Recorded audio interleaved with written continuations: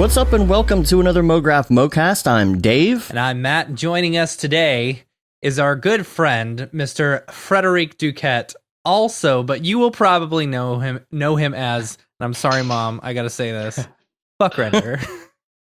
What's up, everybody? And Mograph is a supplement to our site, mograph.com, which is a motion graphics tutorial site with tutorials, plugins, podcasts, and other Mograph stuff.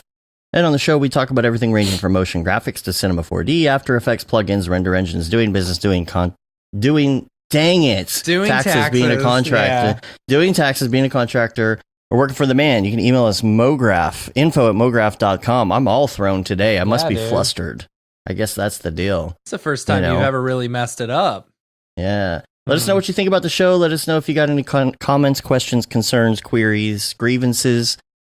Let us know what you want to hear about on the show. We really like to have emails from people and get ideas on the types of things that they'd like to hear about because, we would hope that you would want to hear a show that talks about things that you would want to listen to. Totally. In general. Yeah. Matthew Ashby in the chat is asking, where'd you get that sweet background, Dave? You should show him the magic. Yeah, you want to see the magic? It's it's cool. Literally a Photoshop file. Watch. Ooh. Oh. Yeah. It's just a random photo. The other night we were recording with Mark, Houdini Mark, and I had a little Dallas backdrop. Yeah. It was on a late night talk show or something like that. For those who are sticking around, you'll be able to see that. Yeah, we're going to show that at the end of the show / play it if you're listening on the podcast. Mm-hmm. So we do have some week wrap-up stuff we wanted to talk about. Number one, we just wanted to give an update on Camp Mograph. Camp Mograph. Camp Mograph. Yeah, is there more updates? There's no more updates. But no current updates. No current updates yet. We're going to get back into the swing of, planning and stuff like that. We've got a bunch of amazing teachers lined up and a couple of really awesome fireside chatters, but we're just going to tease that, nothing to officially announce yet. It's going to be great. Tickets go on sale. What is it? April 20th. Yep. So 420. 420. It's a Monday, so make sure you're ready for that. And then is it a Monday or a Tuesday? I think it's a Monday. I think so. Okay. Yeah. All right. Cool. So yeah, we'll be in Vegas at NAB. So if you're at NAB, just be ready.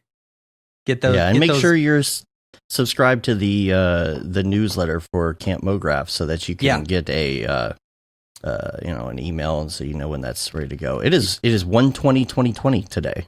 Is it? By the way, 1/20/2020. So 4/20/2020. 4/20/2020. Yeah. At 4/20 and so 3 months away. You got 3 months to prepare. So you can go on to campmograph.com, check out the prices for the cabins that we're staying in. A lot of pictures and stuff like that. Yeah, figure out what you want ahead of time. Yeah, because so there's going to be a limited number of, some of the cabins. I'm staying in the Adventure Village. So, that's going to be fun. And big shout out to our sponsors, of course. Without them and y'all purchasing the tickets, this couldn't have been done at all. So big shout out to Maxon, of course, the fine makers of Cinema 4D and Video Copilot, Andrew Kramer and team. We love those guys and we appreciate them sponsoring, as well as Otoy. Otoy have always been very kind to us in all the things that we've put on, and we appreciate their support and help in this. The makers of Octane, of course. And then local Portland studio, Minimal Massive. Super excited to have them on board because they're a local, studio and stuff like that. So it's very cool to see, them supporting local events and stuff like that. So Portland, Oregon, October 8th through 11th. It's going to be fantastic. For more information, check out campmograph.com. Cool. Sage is in the chat. Saw you on the Monday meeting this morning. It's good to see him. I think check this out. Can you see the duck? Can you see my dapper duck?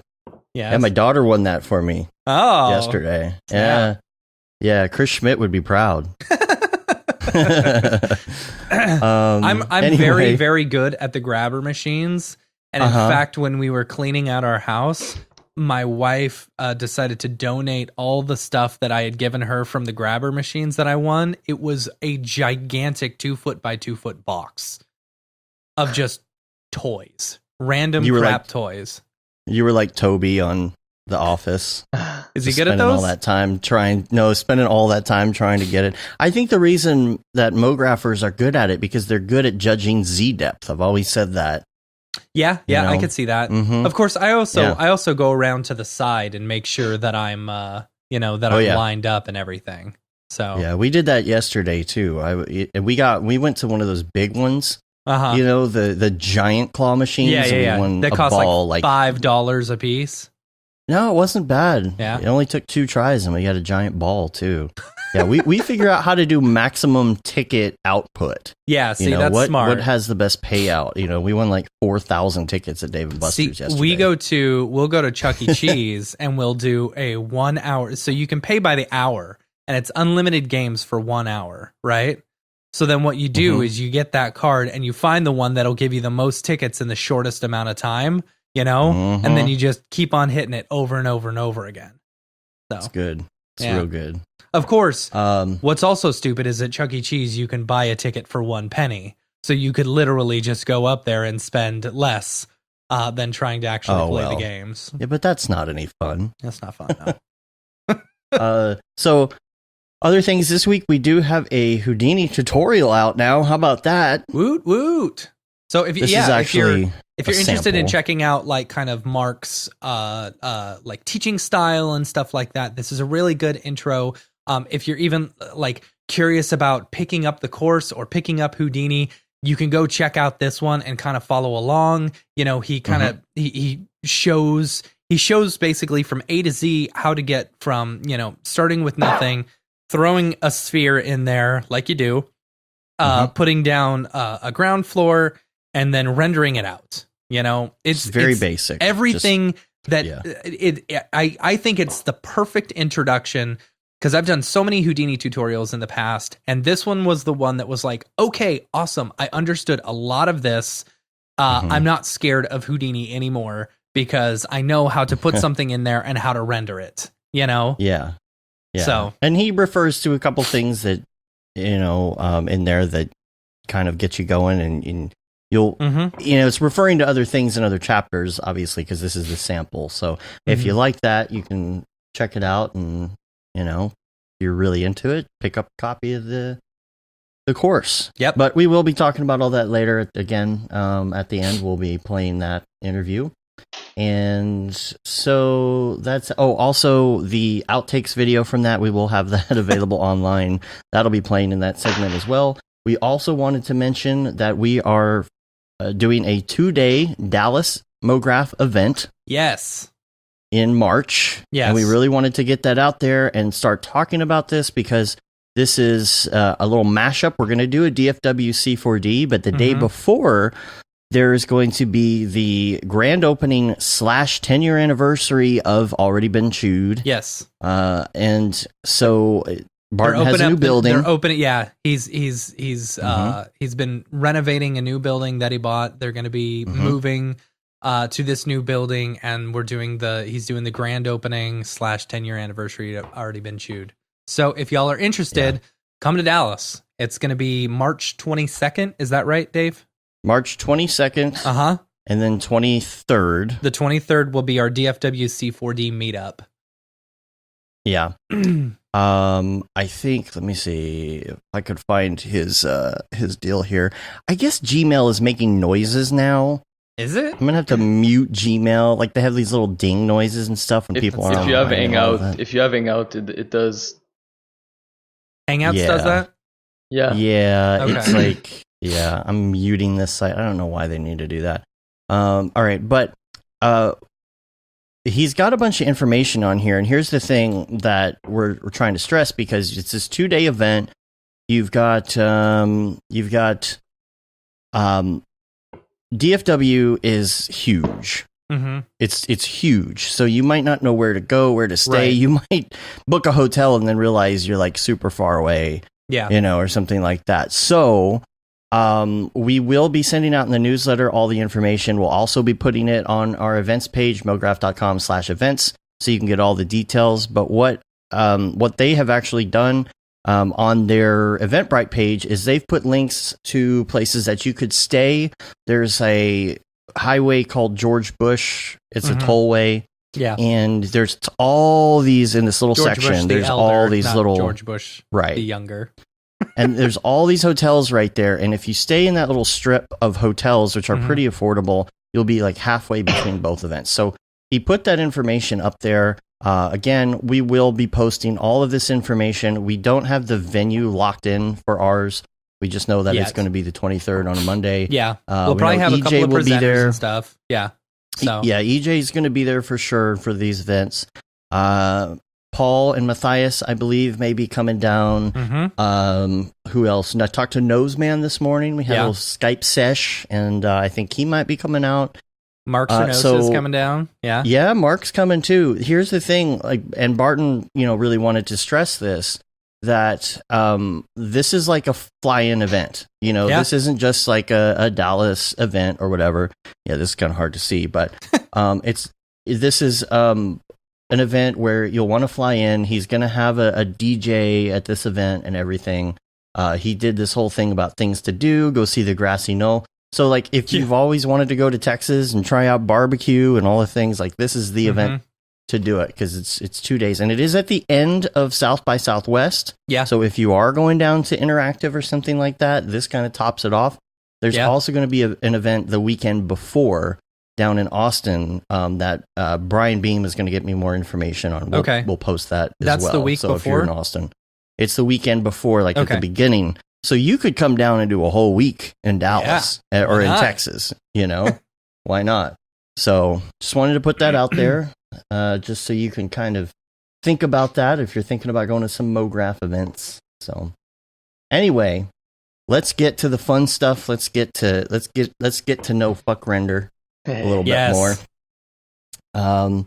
First of all, now you told me, and you didn't give me the details, because I like to save these details till when we're actually in the show. You said you had a very unique and weird, rough schooling, and I'm interested to hear what that's about. Yeah. So basically, so where to start? There's so many things that happen. So basically, when I started school, I'm from a small city near Montreal, so it's called Magog. We have maybe 30,000 people that live there, maybe more. I'm not quite sure. When I started at school, I lost my mom when I was 10 years old, and she was taking care of not teaching me, but making sure I was doing my homework and stuff like this. When I lost her, I had my dad, but my dad wasn't that type of person. So anyway, when I started school, for me it was very difficult, because at the first year of college, they put me in special classes. And all my friend was in sports. I don't know what's in English, but in French it's sport études. So it's when you study. PE? Yeah, kind of. Yeah, I guess. Yeah. And all of my friends were there. And I was in the special classes with people that was 25 years old, and people with very big difficulties in learning and everything, which I didn't add it was hard for me to learn at school and to stay focused and everything. So when they put me in these classes, I lost literally all my friends, and I lost pretty much everything. And when you're 14 years old and you don't have any friends in high school, that can be rough. Yeah. So I was always trying to show people I wasn't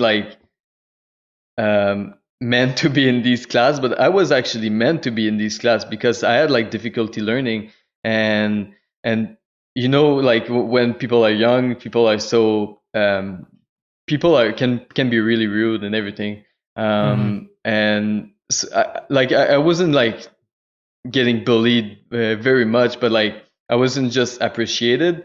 So, and when you're young, it's like it's weird, and especially being in classes like with people that have difficulties and everything, it's really hard on your self confidence. Um, so yeah, at like 13 years old, I knew that school wasn't made for me. Like I literally wanted to quit school at like 14 years old. I was like, I'm quitting this shit. This doesn't make sense. Like I knew that school didn't make sense with me. And like I was seeing all the people in my classes that was having difficulties. They are all smart people and everything. It's just like school is so fucked up how it's made that we think that these people that are in difficulties in school, people think that they are like they're not smart or not, they will never do anything. I remember one of my teacher told me like, you'll like she took me like outside of the class, and she told me like, I need to tell you this, but like you're never gonna accomplish anything in your life. You're not present. Jeez. And she literally said, you're not present. You don't listen to people. You don't. And I was like, holy shit! I'm like, am I never gonna do something in my life because I'm not good at school? And I spoke about that to my dad when I was younger, and my dad always been like the kind of person that didn't think school was too necessary. So I was very lucky to have him like not pressuring me to finish school and like be a fucking like medical or like lawyer or anything.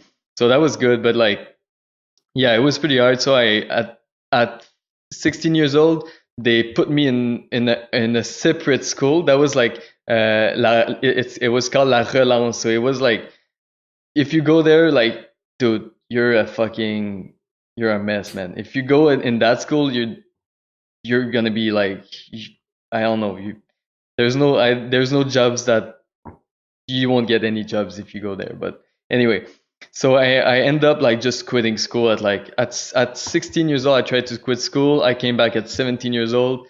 At 17, I failed at La Relance, and I just said like, it just doesn't make sense for me. I quit. I came back at 18 years old, and it didn't work again. I just quit.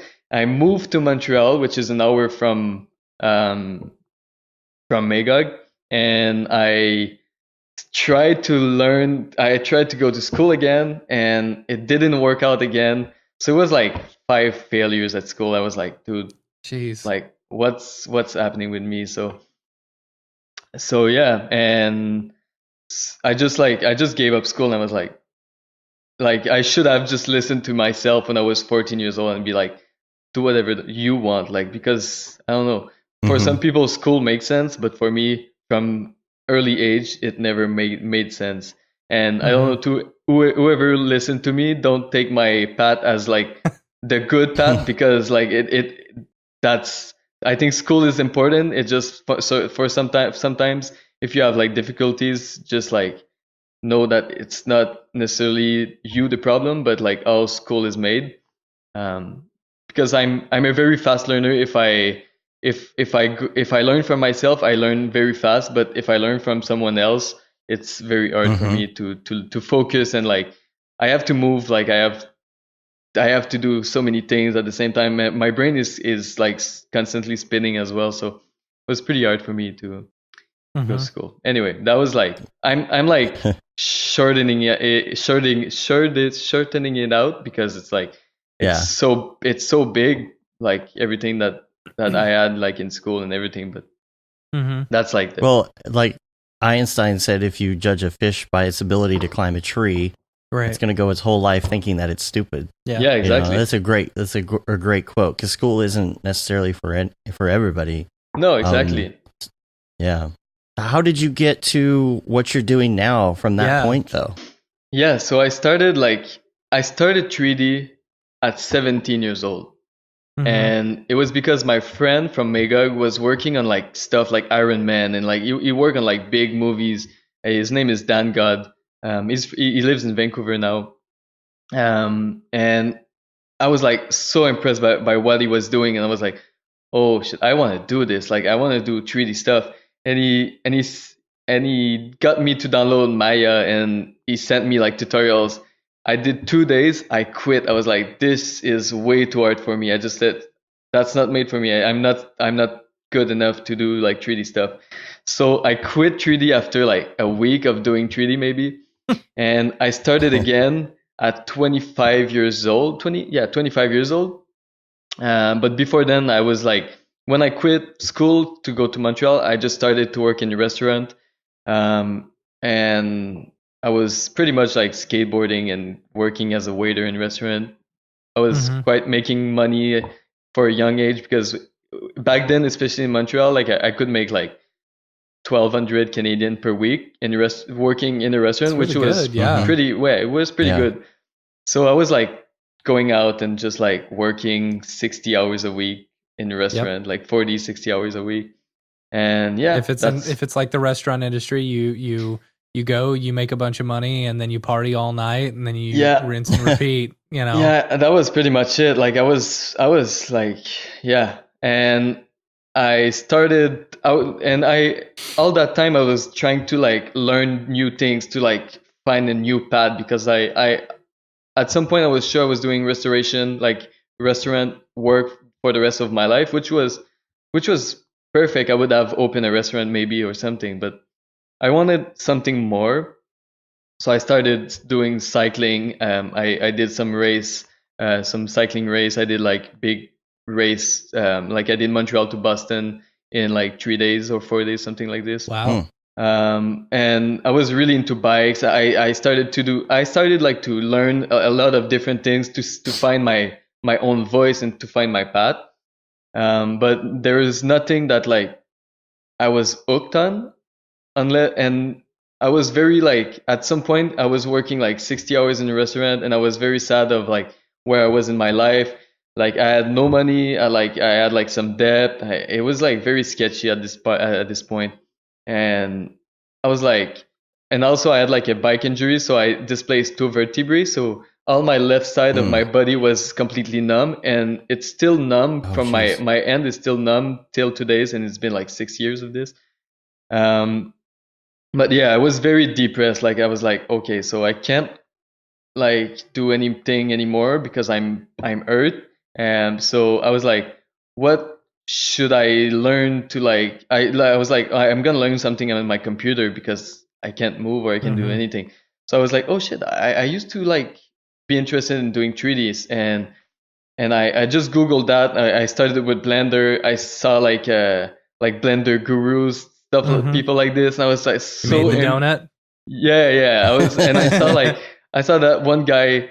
I won't say his name because he was very rude with me. But like he's a Blender dude, and I was like, dude, like I love your work, man. Like, can you like teach me? Can you help me? And he literally said, if you don't have the talent, you're never gonna make it. I was like, what the fuck is that? Really? Like, that doesn't make sense. It's not like I'm a true believer that talent doesn't exist.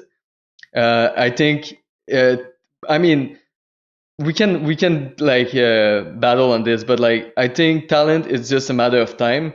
And my theory is like, when you're young, there's always one person that is so good at drawing, and people are like, oh, you're so talented, but we were outside playing like soccer, basketball, and this person was drawing all the time while we were doing this. So we never see this person drawing every minute of his like time. So that's like how I see talents. And even that, when you told me that, I was like, no, that doesn't make sense. And so I just started doing more tutorials, and like I was very bad at doing 3D. Like it was nasty. And I started Cinema 4D because I saw Philip Odas. He was doing daily renders, and I was very into like environmental stuff, and he was like doing landscape and everything. I was like, oh wow, that's crazy. And I found Beeple, and I found like so many other artists, like I think it was Joseph was making daily render back then. I was like, oh, like there is like some possibility for me to do stuff, and I just started like doing tutorials, and like I was literally working 40 and 50 hours a week in a restaurant. And after my shift, my girlfriend was working in a bar right next to the restaurant I was working. I was bringing my laptop, my big chunky MacBook Pro with my mouse, my big mouse that was shooting laser almost, and I was at the bar drinking, and like I was getting drunk like almost every night, working on my computer doing like 3D stuff. It was a good time. So I was working like every time that I had, I was dedicating on learning 3D at that time. So yeah, that's pretty much like how I think it's great to see. That's a super good success story, because like it's like it just goes to show, like, no matter education level or whatever, you know, and I'm going to attribute it to you being an artist. You know, some of us artists aren't the best at, you know, focus and stuff like that. You know, but I've seen the amount of work that you produce, and I see how much you pour yourself into your art. I think thank you. That means a lot. It's great. Yeah, thank you. And I also applied 3 times in like design school and like motion design school, and they all turned me down. I was so sad, but I'm happy that they didn't get me in. But yeah. Who's laughing now? Yeah. I mean, I could have learned. There's a lot of things that I'm sad that I don't know. Like there's like UV mapping and like just general modeling. My modeling is terrible. Like, but it's all something that I see so many great artists, like they do crazy models, and I'm like, why I can't do this? Like it's you know, I learned something different. I bet nobody knows UV mapping. Yeah, no one does. If you're using cinema, you don't know UV mapping. Right. Yeah, no, exactly. Every time I have to use UV mapping, I use like 3D Coat, which is like I don't. Yeah, 3D Coat's great. Yeah, that's all right. What do you use mainly? What are your... have been heard, right? From sorry. What are your main pieces of software that you're using right now in Render Engine? I use Cinema 4D and Octane, of course, like every daily artist render out there. But yeah, pretty much this. I use Oculus Medium to do sculpting and modeling sometimes. So like all my crystals, all my flowers and stuff like this, I try to make as much possible in Oculus Medium. I tweak them in Cinema 4D sometime or ZBrush. But that's pretty much it. I don't like using too much plugins. I find that very distractive. But I'll use like X particles. But yeah, that's. Do you do any sort of retopologizing when you take your stuff from Oculus? Because I did it a long time ago, tried it out, but it just seemed like the amount of polygons were very high. And do you just take him as is? I take him as is because like I used to retopologize. Do you say that? Retopologize? Yeah. With that jizz at the end? Yeah? Okay. Jize. Retopologize? Yeah. Retopologize. Okay. But I don't know. I'm so scared of like messing up my models and having it to show. So I'd rather having higher poly because I don't work in like game industry or something. So I can afford that render time. It's all good. Yeah, that's interesting. So I guess the process might be easier than when I first tried it, but they have an easy export system. It's very good, and you can like decimate your model directly in Oculus Medium, which is not nice. They just add that like almost a year ago, couple months, a year. Isn't it Adobe Medium now? Yeah, I think it's gonna be something like this. Adobe. Yeah. I think it. Interesting. I mean, it's all good. Like they. At the same time, if I had like a business like this and like Adobe would like buy it at some point, I feel like, of course they can do some harm, but they can also do some good stuff. I guess. Mm-hmm. Yeah, I like to think a positive way, but yeah.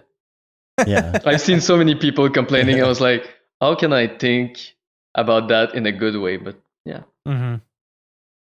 So as far as your work goes, do you, I guess you put a lot of work out there. Do you get most of your, like, where does your income come from? Do people see your work and contact you? Yeah. Is that mainly where it comes from? Yeah. So I do like mostly visuals for shows. I do a lot. Like this year, I did a lot of advertising, like for brands. Mm-hmm.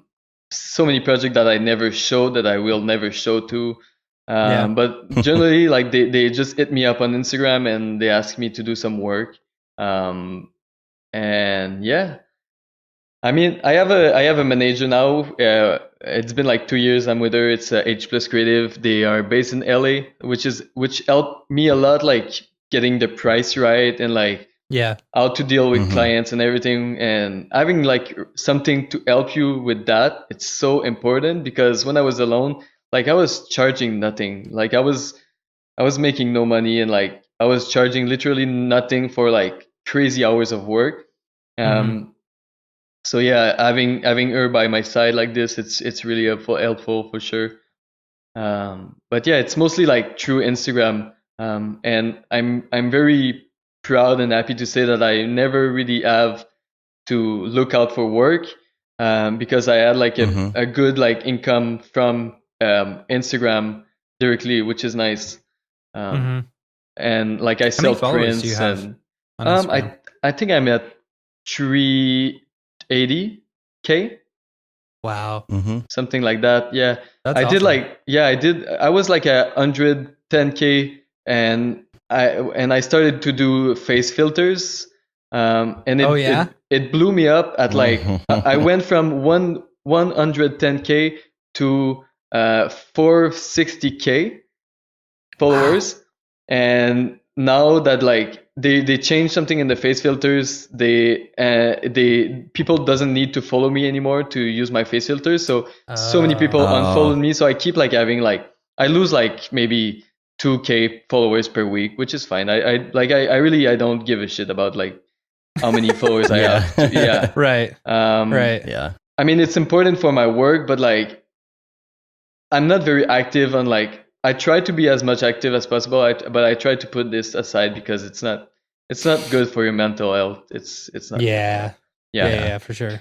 And yeah, and like face filter, just like if someone listening to us right now and like is like, oh, I'm gonna do face filters to gain followers and everything, but it's the worst thing you can do because it just kills your engagement. I used to be like that, and engagement with brands is like super important. So especially with Instagram, like sometimes brands will contact me like to do an Instagram post, and the amount of engagement have an effect on how much you're getting paid. And I used to be like at 15% engagement before, and I went from 15 to 1.8% of engagement. Oh, geez. So now like there's a lot of brands that doesn't even want to work with me just because of this. So yeah. Right. Just think two times before doing face filters. I wasn't aware. I was just doing face filters just because I thought it was fun and everything. But yeah. Yeah. And what are you using to do that? Yeah, software is a Spark AR, which is like a Facebook software. Yeah. It's very sick. Like I really love doing face filters and everything. But it killed the vibe so much for me, and like the expectation of clients to doing face filters are so high and the limitation is so low. So gotcha. I just literally just stopped doing them. Were you doing a lot for clients and stuff? Yeah, I did like couple good gigs of like Spark AR project. Yeah.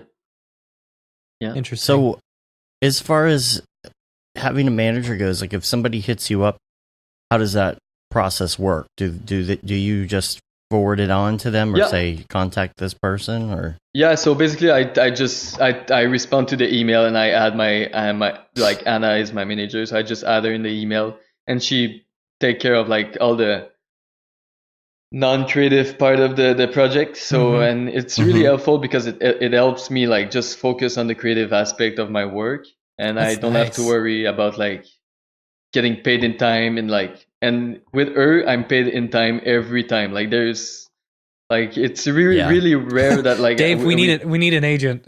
Oh yeah, no, for real, it's helping like, and she's very good like putting like pressure on like people and like I really I like her a lot for sure. And yeah, and I just started like I have like a new representation in Montreal too for physical installation because I've been doing physical installation for the past 4 years. So like stage designs. Ooh. So I do like stage designs.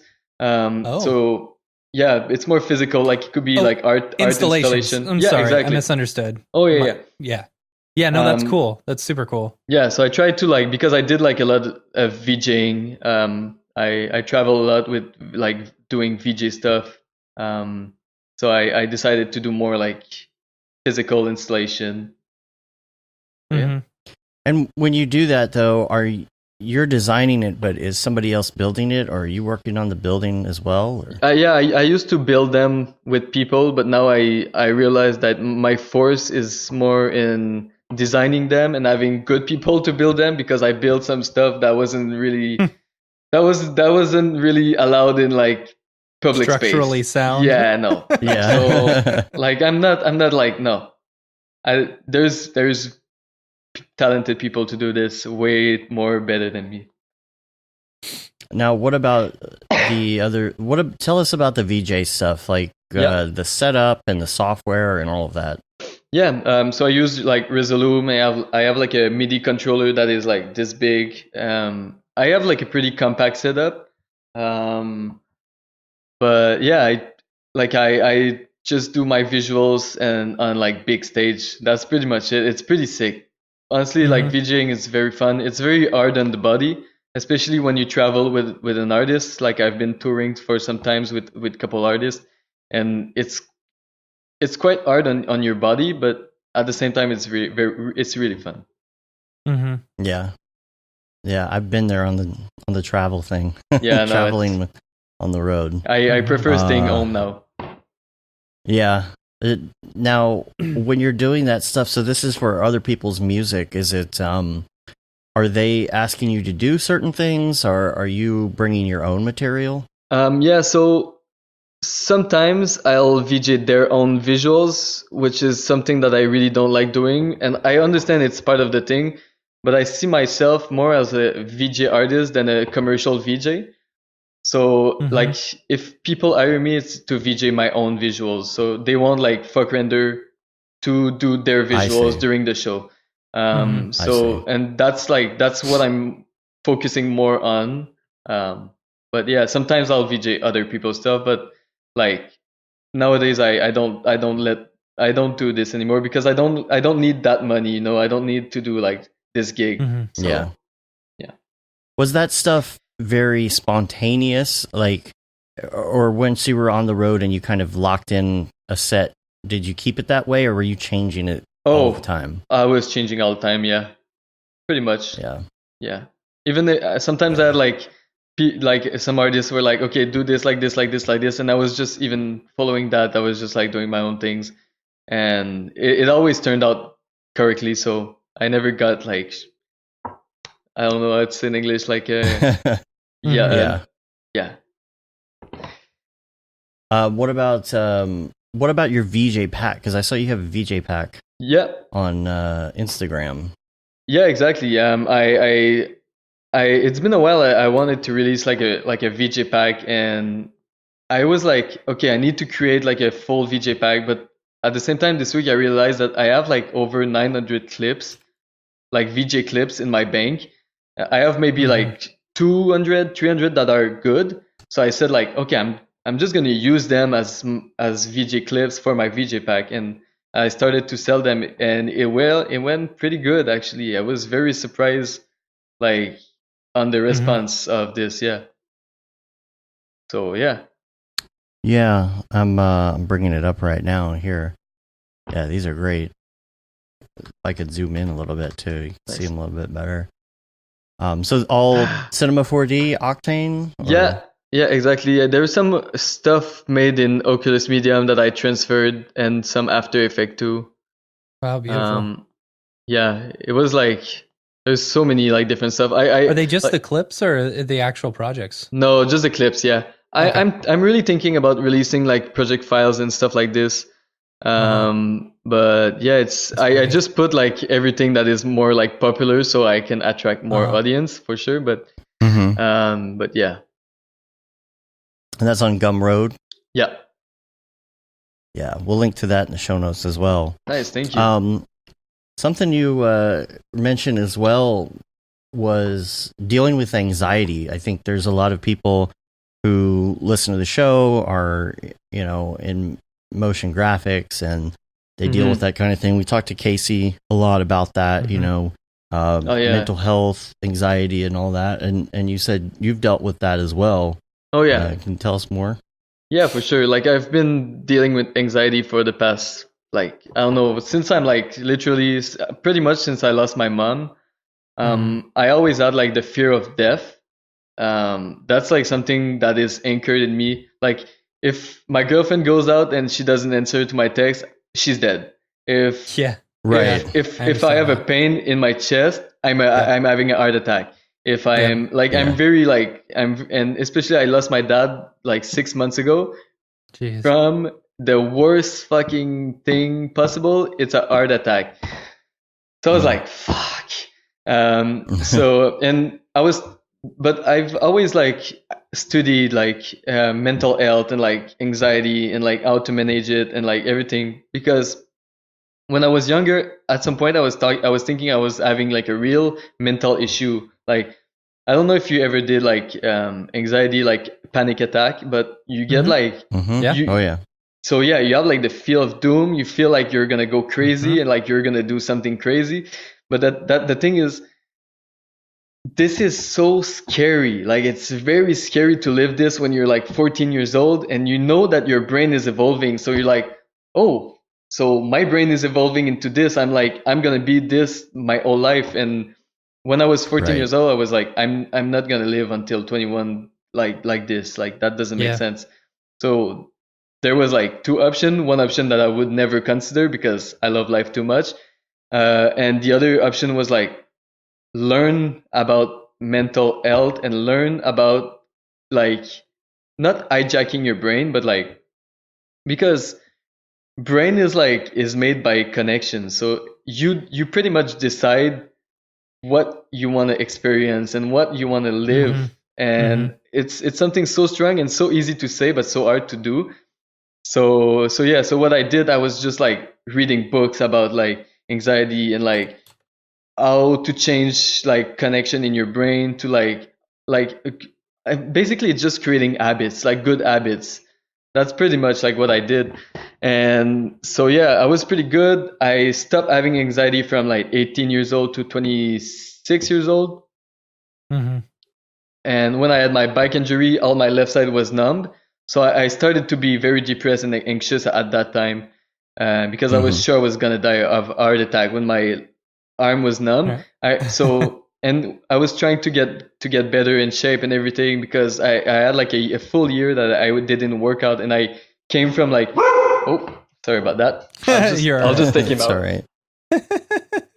I'll add to that while he's doing that. I kind of there we go. I kind of dealt with the same thing as well, where it was an early, like my first anxiety or panic attack or whatever you call it was I don't know, I was like 23 years old and I didn't know what was going on, but the same thing, went down the road of realizing like I could control this a little, and then at some point though I had pulmonary embolism and blood clots in my lungs, and went to the hospital, and it was the same thing. It was like, oh my gosh, I'm gonna, it was a serious thing. But again, all of that, I have a lot of health anxiety, and all that anxiety came back, and I had to learn to deal with that over again. So, there's a really good documentary. Well, it's half documentary, half, I don't know, nonfiction or whatever, or fiction, where it talks about like how your brain works and rewiring your brain and stuff. It's called What the Bleep Do We Know? Oh yeah. If you haven't seen it, it was in like 2004 or something when it came out. It's really, really good. It talks a lot about how your like your brain is wired a certain way, and you keep on doing the same things and get into the same habits and stuff, and your body gets used to those chemicals and stuff, and the only way to stop doing some of the like negative things that you do to yourself is to completely rewire it and make new connections in your brain to where your body will be used to something else, you know? Yeah. It's like why people get so jazzed over, going and working out, because they're rewiring their brain to work out over and over, and that becomes the new addiction, Yeah, but the thing is with working out, for me, working out even today, like especially today, because like I used to work out a lot. Like I came from like a cyclist background, and when I had like my injury, my left arm was numb, so I thought I was having a heart attack at the gym. I went straight to the hospital. They were like, no, you just had an anxiety attack. You have like 2 vertebrae that are displaced. I was like, okay. But so I quit. I mostly quit like working out, and I gained some weight for real. And at some point, like couple years ago, I was like, okay, no, I need to like take back my control and everything. But like I was getting very good, and now my dad passed away of heart attack. So now, even still today, because it's been only 5 months, but like since this happened, I had like a major like depression, and especially I moved from Montreal to Vancouver. I know nobody here. I have like literally no friends. All my friends are in Montreal. I have like no interest of living here because like I don't know, I don't like it as much as I love Montreal. So it was like a very dark time in the past 5 months. And I put my work on the side. I was like, I wasn't even wanted to work anymore. I did a burnout, like doing 3D, and I was like getting anxious, getting to work. And I was like, at some point, I just wanted to go back in the restaurant and quit 3D and like shut down my Instagram and everything. So, but anyways, so I just rewired my brain to like, so I was going to my desk every day, like 15 minutes just to rewire the brain to like, okay, it's a good place. It's not like you're not having, because I associated this workplace as like depression and anxiety. So I just rewired that. But to go back with my dad and my health anxiety. So every time that I was going to the gym after my dad passed away, I was having this cramp ear constantly.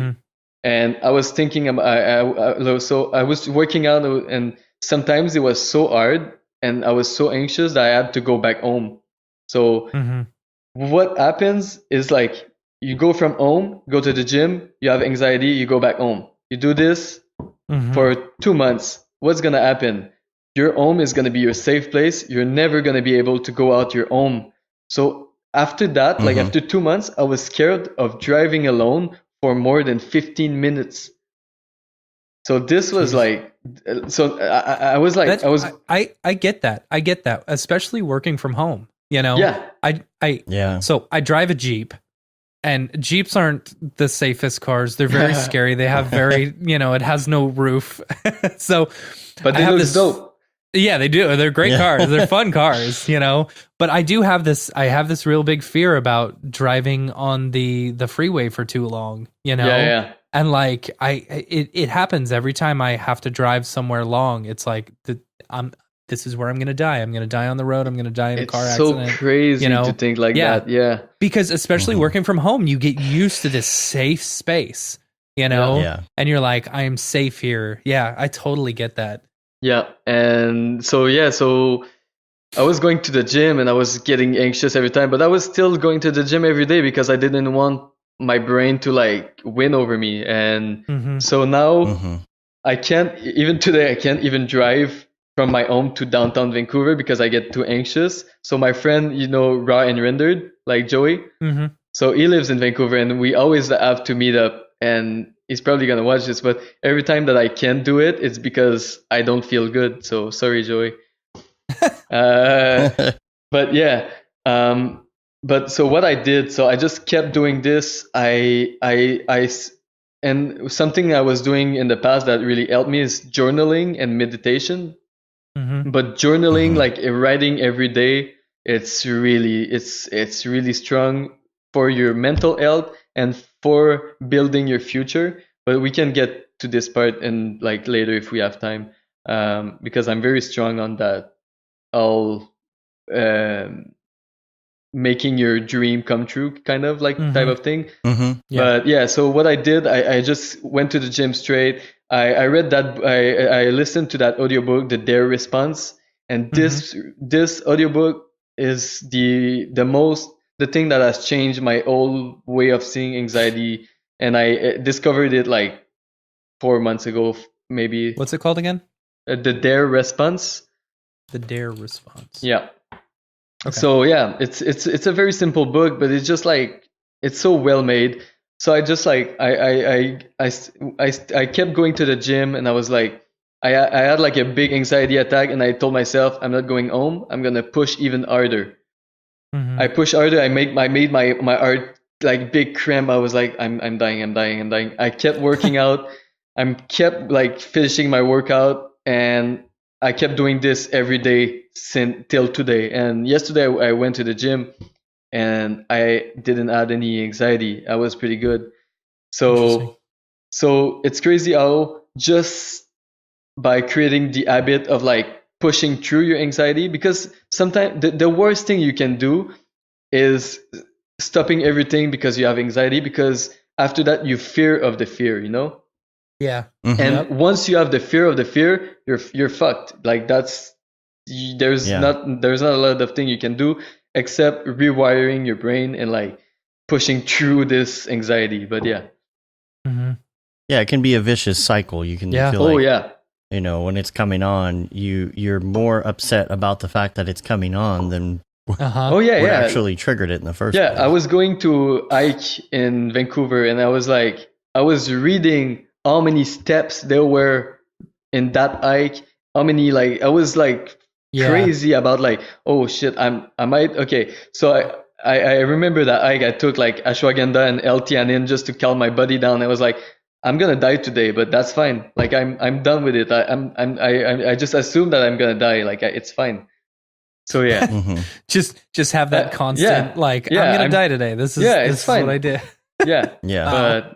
But now I changed my thinking about like, instead of thinking I'm gonna die today, I'm rewiring my brain that I'm gonna live long and healthy. Like, and this is so silly to do, but it helps a lot to write like I'm gonna live long, I'm gonna be healthy, I'm gonna live long. It's very silly to do, but it helped me so much. But yeah. Tell us more about the journaling stuff. I'm curious to see, like, how do you go about it? So yeah, I discovered the power of journaling maybe 5 years ago. I was watching like a podcast. I don't remember. It was on YouTube, and that guy like was a very successful entrepreneur, and it was like he was talking about journaling, and I was starting doing 3D at that time. I was like, okay, I'll just give it a shot. So I started writing every day what my day was and what my goal was, and like I was writing my goal every day, like literally writing my goals. And for a fact, most of my goals that I wrote, and I still have the book that I can show you guys, and all my goals are there, and all the client work I did was in that book. So I was like, oh shit. And it's nothing magical. It's just like writing down every day just keep you on track and working towards what you really want to do, instead of like procrastinating and like not getting things done and everything. And for me, when I discovered that after a year, I was addicted to journaling because it helped me so much. And I was like, okay, so now I used it as like for 3D. Can I use it for my L? Can I use it for my finance? Can I use it for business that I want to start? Can I use it for other things than just like 3D stuff? And I started to journal my finance and everything. And for a matter of fact, my finance went from like very bad to very good. Like it's like, yes. And like, even like just like health wise, like nutrition wise, I'm way healthier now since I write down what I eat more and like what I what I do and what I eat, what I actually eat, So yeah, It makes you more aware. yeah, exactly. Do you write? Is it like a free flow of your thought, or do you do it like a list? Yeah. Like So there's somebody who sits down with a blank page. Sometimes it's very daunting to sit there like this is a blank page. I don't know what to do with it. Yeah. How do you start? I have 3 books. There's one on my nightstand. It's the grateful book. So I lay down every night 5 things that I'm grateful for every day. Things that I'm happy with. So maybe it could be a client, it could be making a podcast with you guys. It can be my girlfriend. She did something, or like she's learning 3D right now, and that makes me so proud. So I'm gonna write that down. She's actually really good, really impressive. But anyway, so I have this, and I have I lay down 5 to 10 things that I'm grateful for in general in my life. So not just today. So this is every night. I have 2 other journal. One is finance journal, and one is just general thoughts. So today I went to the gym. I was very anxious, but that's fine. I just went through it, and I didn't go home. I finished my workout and blah blah. I'm happy. I ate a ramen soup today. It was very good. It's very stupid. It's very silly, but it's just for me to write that down. I know if that week I was good, and if next week I'm not good, I can just read back what I did that was good change, that why this week was good and this week wasn't really good. Yeah, it also if you're ending the day doing that, recounting what you think has just been super positive, it helps you stay in this positive mind frame. And being able to, you go to sleep feeling happy, and comfortable and stuff, and you wake up feeling the same way. Yeah. Yeah, exactly. Yeah. And I'm a very spiritual person, and I think it's because I'm a very sensitive person. If if someone is sad or something, I feel it 10 times, probably 100 times worse than other people will. And I think people that have anxiety are a very sensitive person. And yeah, for me, it's very important to just do these small things like meditation, waking up early, and just general stuff, just to keep my health on track. I think that there's sometimes that there are days that you can be a little anxious or on edge, and you don't know why, and sometimes that could be helpful to identify what those things are. You'll go about your day and you'll be like, why am I in a bad mood? Well, why is today not feeling right? Why am I upset? Why am I cranky? Why am I just super anxious or upset? Why do I feel this way? And you'll be like, oh, well, that's just because somebody made a comment on my Twitter that they didn't like my whatever. Yeah, it's or so something stupid. like that. It can be the smallest thing. I know it's crazy. And then sometimes you don't even realize that that's why you're in the mood that you are. And if you're writing things down, it might help. There's that. It's like the book, The Subtle Art of Not Giving a Fuck. Yeah. I haven't read that one, but I actually bought it, but I haven't had time to read it. Yeah. Yeah. You could remarket this and just call it The Subtle Art of Not Giving a Fvckrender. You could. Yeah, this is what people need, though. I think people really can have a hard time with it, but don't know who to talk to, or don't realize even that people see your work on Instagram. They don't know all that. Yeah, I know. They don't know. I try to be I try to talk about it as much as I can. If you see some of my posts have long text about my anxiety, and all of my renders, you see, if you go on my Instagram, you'll see. It's all about mindfulness and gratefulness. It's all it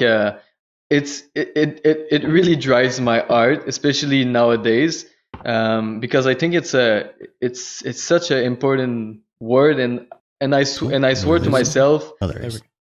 I swore to myself when I was younger that I would figure that out, how to manage anxiety, and I was going to help people managing their anxiety, because there's nobody that should live.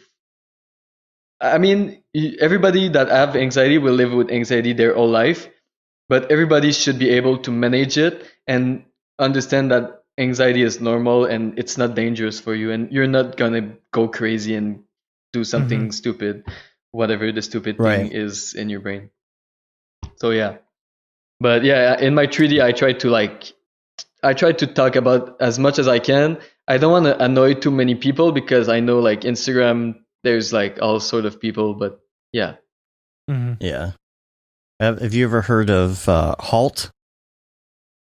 No. Which is like that's something that I heard one time from somebody. It was someplace random, like somebody I just happened to talk to in a store or something. It was not too long after I had my first anxiety issue, and it was HALT. When there's a combination of things that will intensify your anxiety, which is hungry, angry, lonely, and tired, and that will intensify it, and to look out for those things. Hunger, but also hunger, anger, loneliness, and tiredness. Oh yeah, that makes sense. Yeah. Loneliness, those things just dangerous. amplify. Yeah. And when you're on a diet, like, at least 3 of these. Yeah. Unless you're on keto, you can eat as much beef as you want. Bacon, avocado. I guess my other question is, in this journaling, do you do a lot of what would you call it? Predictive or just, positive writing about the future? Oh yeah, I do like straight prediction, like not even prediction. I do like, like in 10 years I will have that much in my bank account, and in like 5 months I'll be working with that person, and I go straight to the point, and I put it even higher than what I can actually achieve. But yeah, I'm just like, that's pretty much what I do. Like it's I go straight to the point. Like I don't like, maybe I will do. No, I will do this, like, because otherwise there's no point of journaling. Like it's like reading like a fiction book that will become reality, Right. A fiction that turns nonfiction. Yeah, exactly. It's an episode of The board. Simpsons, right? Yeah, because they predict exactly. everything. That's crazy. Yeah. All right, I gotta ask the question. The question that's on everyone's mind. Tell me about the name. Fvckrender. Oh. Yeah. Like I said earlier, like I used to have a big MacBook Pro, and I was using Fvckrender, and it was taking literally like 15 minutes to see a frame, and I wasn't even good at that time. I don't think I'm good now. I'm evolving, but anyway, but so it was so frustrating. And when I started to do the daily project, I had to find a name, and I didn't want to put my own name out there. So I just I hate rendering. So let's just say Fvckrender. And that time you couldn't use Fuck. So I did a V, but now actually you can use Fuck. And there is some people there's like a page called Fvckrender Farm. Fvckrender Fan. Yeah. I'm not even linked to that. They just like use my name, I guess, and like, I don't know. Anyway, they've been fighting with me for like 4 years now, but yeah. That's interesting. Funny. Yeah. But yeah, I like the use of the V. I think the V is excellent. Yeah. I think if it had just been a U, like you would not have been as successful as the V. The V really throws it off. Yeah. There's clients that like, we really like your work, but we can't put your name. And I'm like, I just don't want to work with you guys. Sorry. If only this don't allow you to work with me, I don't see the reason. Like, I know it's gonna be a shit project anyway. Like, right? If you're that like stubborn, is it stubborn? You say like, that's yeah. If you're blocked like this just because of the name, like I don't want to see your creative process or like your mood boards. It's gonna, I don't know. Yeah. It's funny. And you do photography too, right? Yeah, I love photography. Yeah, I started to do photography maybe 2 years ago just for fun. But since I'm in Vancouver, I'm really more active. And I've been traveling way more this year because I used to be very poor, and now I have like a legit finance that can allow me to travel a little bit more. So it's good. So yeah, I just bought like a Sony A7R Mark III, and I have like a big telephoto lens. We have shitloads of eagles here, so I love like shooting eagles. Like we have like water puppy, like not seals, but like we have seals, but it's water like, puppy. I call it water dogs, kind of. Yeah, otter. Yeah. Yeah, we have this. I just love like shooting this and like landscapes and stuff, and it's just so inspiring to go out there and like, instead of being inspired by like Instagram or like Pinterest, you just like go out there in nature and like just be inspired by what's surrounding you, because that's the essence of it. Now, That's are you cool, man. posting that? Are you posting a lot of that too? Yeah, I have like a photography account called Fvckrender. It's like _ Fred Duquette, but yeah, it's not very like, it's just for me to like put something out there and just like Yeah. no face filters on that one. No, not yet. Yeah. And you're also, and I feel like there are quite a few people in this industry into this. You're into stocks and finance stuff too. Yeah. I've always been interested in like finance and stocks since I'm very young, because I'm like, my dad was working in insurance, and I think the aspect of finance came from him, because when my mom left, when she passed away, my dad went in a big depression, and he was a very successful insurance broker, kind of insurance. Like he had like a very good insurance company. So we went like from like, we had a good amount of money when we were young, and we went from like this to almost zero, because he had like a big depression. He was like a social drinker. He was drinking a lot with his friend, and he was going more out, which is, I totally respect, because like I lost my mom, but he lost like my mom too. So so he spent a lot of money, but he came back. We did a lot of travel. He bought a Winnebago, and we did all Canada and all United States in 2 years. So that was very sick. And after that, he was like very struggling to get back like money. He was working in a small insurance company, but he really hated that job. So, and I saw him going from this to building an even more successful business than he had before. And the business that he had just before he passed away, he was about to sell the business. He never had a chance, unfortunately. But yeah, I think seeing this aspect of finance in my life, like starting from like nothing to like something, really helped me like understanding what money was and how powerful it is to have like a financial support, and like being able to pay for yourself, like being able, if I want to buy like this microphone, being able to buy it. Like 2 years ago, I remember 2 years ago, it was Christmas, and my girlfriend wanted to buy a Christmas tree, and it was like $50, and I wasn't able to buy it because it was too expensive. I had minus $600 in my bank account at that time. So I was like, and at some point I was like, I need to change this. So I started to read about stocks, read about finance, and like I put myself out there. I tried to make more money, and like I tried to find more money, because 3D is not it wasn't my only income. So I always tried to find different ways to make money. I decided to go into stocks. I was using Wealthsimple. I did quite some good investment with that. But now I'm at a point where I want to focus on my 3D work, and I have a broker at TD, Canada Trust, which is very basic, but like I have like most of my placements are done with him, and I have like a smaller account that I do for like trading myself just for fun. But yeah, I think finance is it's not something that you learn at school, and it's so important. Like how you do your taxes and how you do everything like this. Like I've been struggling with this when I started doing 3D. But now I think reading about it, it's the only way you can learn about it. Like reading and like failing. Like I remember when I started doing 3D, I was owing money to the government, and I wasn't able to pay them. And this was so scary. They blocked all my accounts and everything, and I'm done. Like I'm bankrupt. I'm doing bankruptcy or something.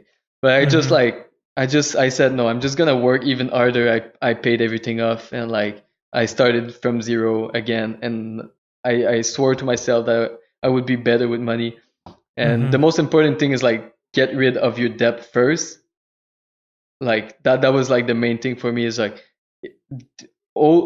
just get rid of all the money you owe, and after that you'll save some money for you. But yeah. But, do you have like do you have like a stock thing on a screen going at all times, like while you're working, or? Most of the time, yes. I'd say it depends on the week, to be honest. Sometimes it's just like, it depends. It has to be a stock, especially now that I have my bigger account with like financial planner. Like I don't do it as much as I used to. But if there's like a stock that I really want to trade, I'm gonna play around. I'm gonna do like day trading just for fun. I did that with Beyond Meat, and it was very successful. And I sold everything before it crashed. I bought at like $67, and I sold at like $130 or something. I don't remember exactly, but I had like a good amount of shares, so that was very nice. And it was so stressful to do this, and I sold everything, and I swore to myself, I'm not touching these stocks anymore. And for a matter of fact, it like crashed down and everything. But yeah, there's so many but I failed so many times with stocks. That was like one of the success one kind of. But yeah. Yeah. But yeah, I like watching and reading about finance and stocks for sure. It's important. Yeah.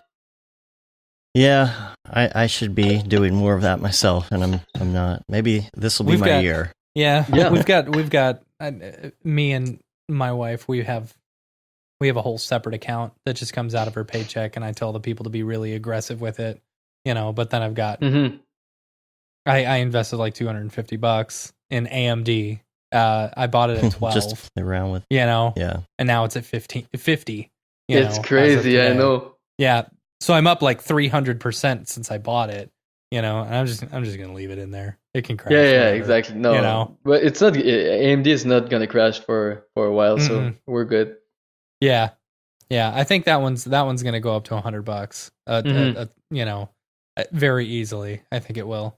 Yeah. What are some good resources for people who want to get started in that? I mean, there's some really good book. I can just look it up. I have some.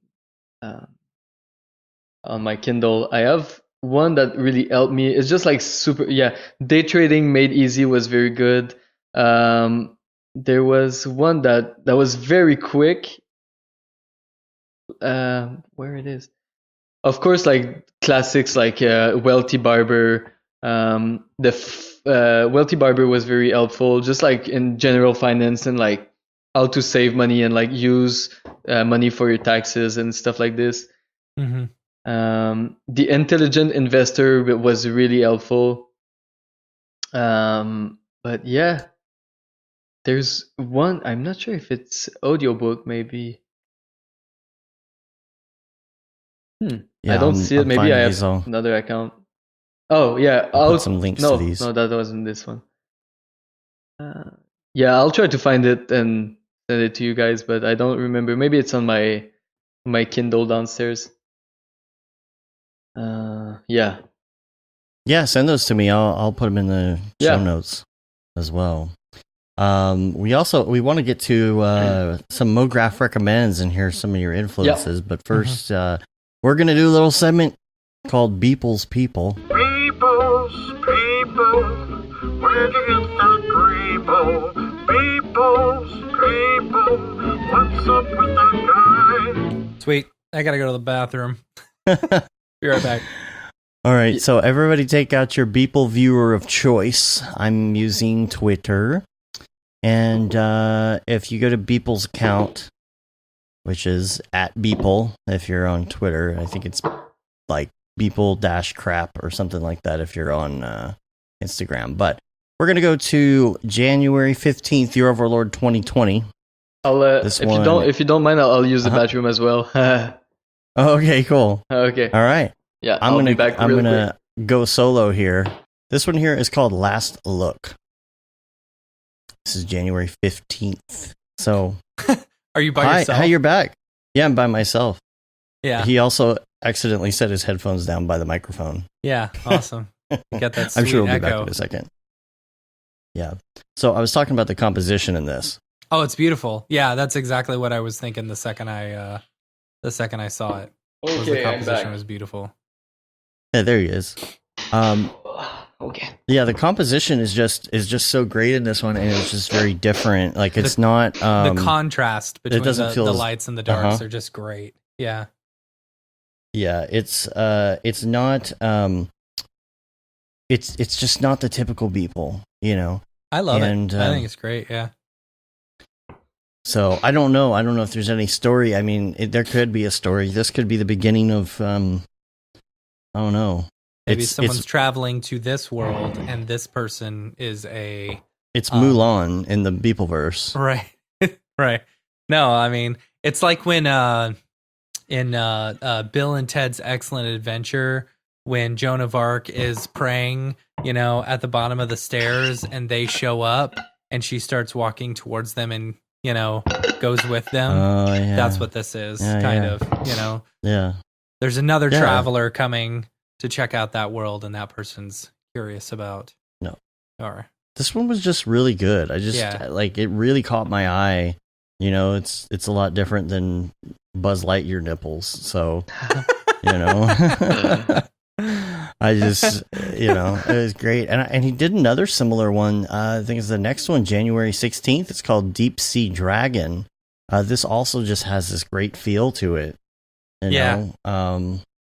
Looks like he's been doing stuff with fire. He did something shooting fire. He did some similar ones with Game of Thrones when that was, you know, in its 8th season and stuff. He did a lot of dragons.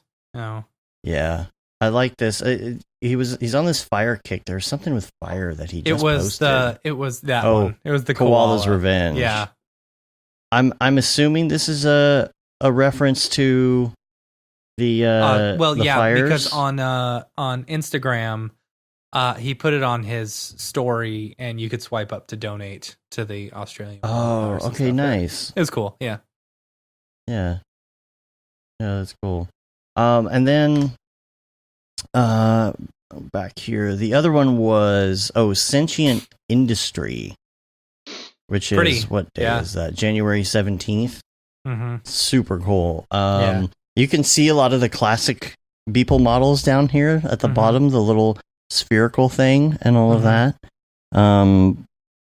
But it's interesting because it's like housing and slums mixed with a factory. Yeah. You know, it's all just kind of one big piece. Those are probably the workers down at the bottom, you know. That was a nice one too. I'm also trying to figure out what this is behind it, because it's not a planet. It could be. That could be a moon. They could be a moon. Maybe it's a big moon. Know? Yeah. Yeah. Interesting. Yeah. Good stuff. Fred, have you worked with you've worked with Beeple before, right? Have you worked with him before? No. Or no? Maybe I'm wrong. I thought one time I was assigned to do like some Imagine Dragon stuff. But yeah, I really respect his art, and I don't really like playing with other people's scene files, you know? Yeah. So I didn't want to have the responsibility of like messing that up. So yeah, if someone hires me, I prefer they hire me for what I do. So, but no, other than that, we never had the opportunity yet to try to work with. Cool. Well, let's move on to Mograph recommends, because I think it's going to be very interesting to hear what some of your influences are in certain areas. So the first thing that is on the list is your favorite movie. Yeah. So The Rise of Skywalker was good. Man, it was good. So good. And like I have like so many Star Wars Legos. Mm-hmm. Like I have a big collection of Star Wars Legos. I just love them so much. But yeah, this was very good. You'll find me very boring, but I feel like I work so much and I have so little time to watch movies. So when I watch movies, it has to be like a brain killer. Like it has to be like something very smooth for me just to chill and relax. Okay. So yeah, I've watched like I watched some like shit movies, like very bad movies lately. But yeah, I like Rise of Skywalker was very good. But I can't even tell what like good movies I've watched recently. I watched one movie. It was like the American Made on Netflix. American Made. I haven't seen heard that. of that No. one. American Made was very good. It's like it's not like that, but it feels like Catch Me If You Can, kind of like the old vibe type of thing. Okay. It felt like this, but it's not the same story or anything. It's just like a commercial airline pilot that does like delivery and stuff. This was good. But yeah, it's like I'm very boring in terms of like movies, because when I go to see movie, I usually take the worst movie. I don't know why. Like it has to be very dumb, or like any movie with like Kevin Hart or stuff like this. Like I love like even Dwayne Johnson. I really love Dwayne Johnson. Yeah. Like Right. but yeah. Maybe Shape of Water was a very good. Oh, that was movie. a great. Yeah, really. Yeah. Oh, no, my favorite movie was Aquaman. Uh-huh. No, Yeah. I'm kidding. No, but I watched it, but it wasn't. I didn't really like it. Yeah, it pretty much it. Like Aquaman was very good. I really like that. It's. I think it's considered old movie now, since they release like 70 movies per minute. Yeah, right. It's crazy. I feel like movies back then were like, I don't know. There's something missing sometimes in movies. I feel like you see, like I don't like any like of the Deadpool movie, and I know. Really? Yeah, I don't know why. I can't I can't watch this. Like I feel like I really love Ryan Reynolds. It's Ryan Reynolds. I really love him, but like I don't know. Like I never got hooked to this. He's Canadian. I thought know. you guys all supported each other. He's from Vancouver. Right. Yeah, I know. I think is it Alberta or Vancouver? I don't know. Rise of Skywalker was very good, though. Oh, I'm yeah, tired of no. all the haters who are saying that it was like just a terrible movie. EJ, I'm looking at you. But it was like, and I went back and watched. I saw the movie, and then the very next day I watched both the episode 7 and 8. You know, and it was a fantastic trilogy. I thought it was great. Very good. Yeah. I think I have a theory of people that doesn't like the new Star Wars movies.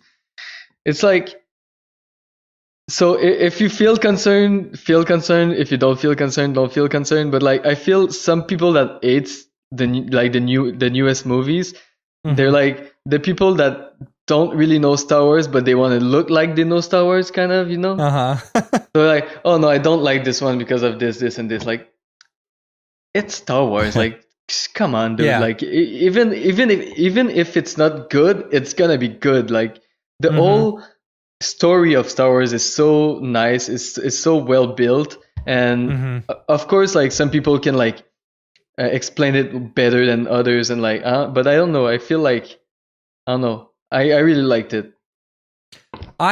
So like the original trilogy, you know, Like I felt like I loved that there was the confrontation, like the inner confrontation with Luke, you know, and trying to tell Vader that he still sees the good in him and stuff like that. Yeah. You know, and I love how that same theme resonated in this third trilogy, you know. You didn't get that in the prequels, you know. You just get Hayden Christensen whining about everything. You know, and if you go back and look at it, it does not hold up today.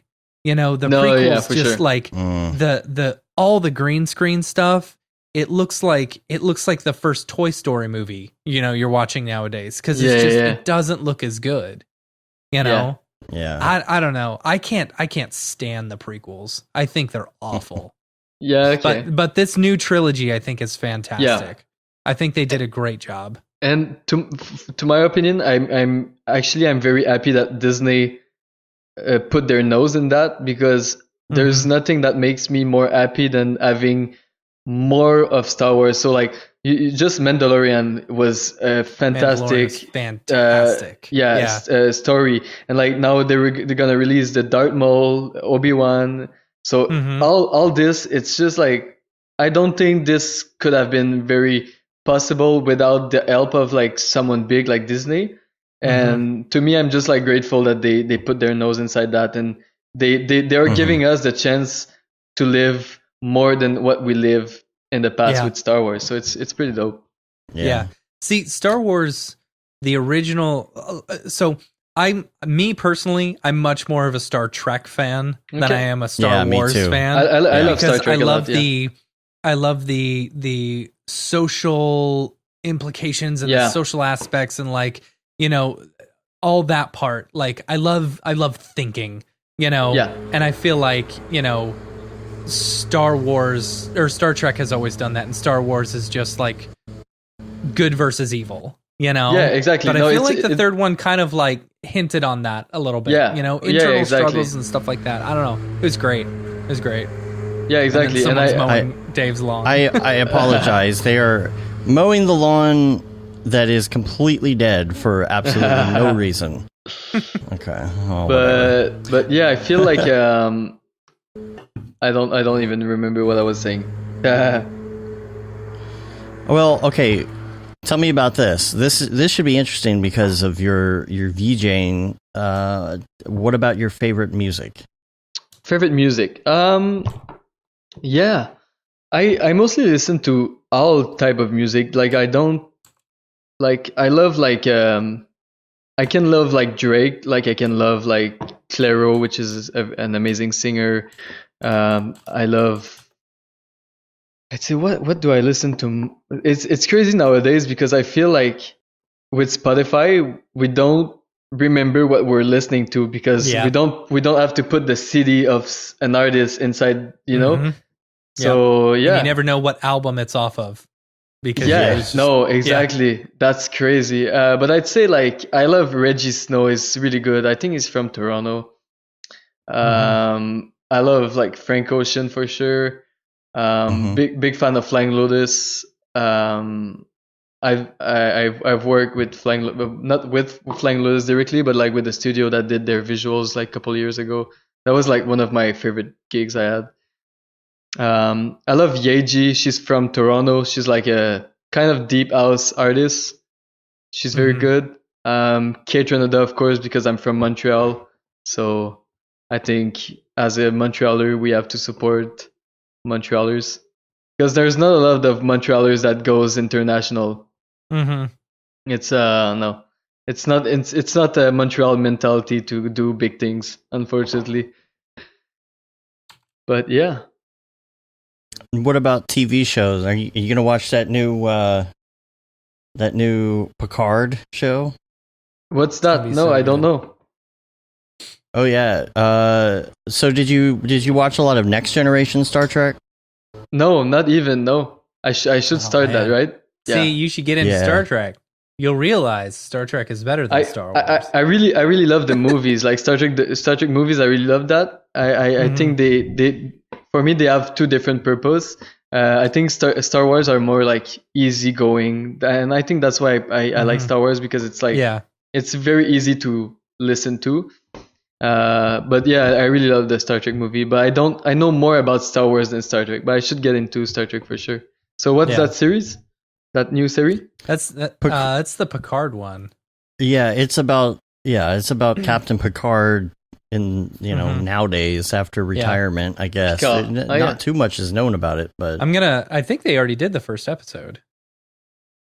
What? Showed the first episode? Mm-hmm. I think the first episode's already out. Yeah. Oh, I didn't know it was out yet. I'm gonna wait until the whole season is out, and then I'm going to binge it on a 1-month trial or a 10-day trial of CBS. Yeah.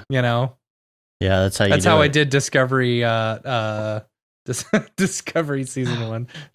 Just don't accidentally get the year subscription on a trial, because then if you forget, then you're really in trouble. Yeah. Yeah. But so what TV shows do you like? So yeah, I don't put much time into watching TV. So the only time I'll watch it's on my laptop before sleeping. So I have pretty much like, if I'm good, like 45 minutes an hour of like screen time before bed of watching stuff, and it's gonna be like The Office. Yeah. Or like even How I Met Your Mother, Friends. Pretty much like these series. It's just so relaxing. Yeah, exactly. And just being able to watch something stupid and funny, Exactly. It's a perfect relaxer for the night. Yeah. Exactly. Yeah. Other than that, like if I'm alone and I happen to watch something, I'm gonna watch like Dragon's Dance and like Shark Tank, stuff like this. Yeah. No, we were out the other night, and I want to say it was Ryan Talbot, because he's here in Dallas now. And it might have been him. It might have been somebody else. They were talking about The Office and putting on The Office at night when you go to sleep. So it's like TV show white noise. Yeah. You just like it's like another world that you just throw yourself into to go to bed. Yeah, especially when you wake up at 2 a.m. because Michael is screaming. Yeah. Yeah, that could be. That happened quite often. Oh God! No, we've been rewatching it. Amy's never seen the past couple seasons, the last 2 seasons. Oh yeah. So we've been going through it. We're on season 9 now, and it's just Andy is terrible. He's awful. He's awful. Andy, but then they do go through a section where he's not on the show for a little bit, right? Right. But like he's off doing the boat thing, which is so dumb. Stupid. It's so dumb. Over the. Yeah. The thing about it is. No, go ahead. I was just saying, the thing about it is, if you do get to the end and you watch the last episode, it makes you so sad that you have to immediately start over. Right. Yeah, the last episode was very good. Yeah. But the whole season, it's like, I don't know. I don't want to spoil anything, but like, I mean, the show's been out forever. If anyone doesn't know. But there's still so many people that haven't watched it. I'm like, dude, it's so good. And like, my girlfriend didn't like The Office at first, and she was like, no, it's so weird and it's so stupid. And now it's like her favorite TV show. She's like, she knows everything about it, and Michael is very important.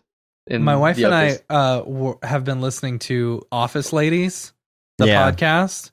Okay. It's with Jenna Fisher and Angela, whatever. I don't know her last name. Yeah. But they basically go through each episode and they'll watch each episode and they'll talk about it, like some of the behind the scenes stuff. It's very and answer some viewer questions and stuff. It's very good. Really good. It's a very good show. That's sick. So it's neat because you watch this and then you want to go back and watch the episode. Yeah. So I love The Office. All right, what's next on the list? Let's see. Podcasts. What podcasts do you like? Yeah, I'm gonna like listen to. I use like I mostly listen to audiobook more than like podcast. But if I listen to like podcast, it's gonna be Like I like Lewis Howes. I think he's nice. He has like a very calm voice, which is nice. It's a good background ambience.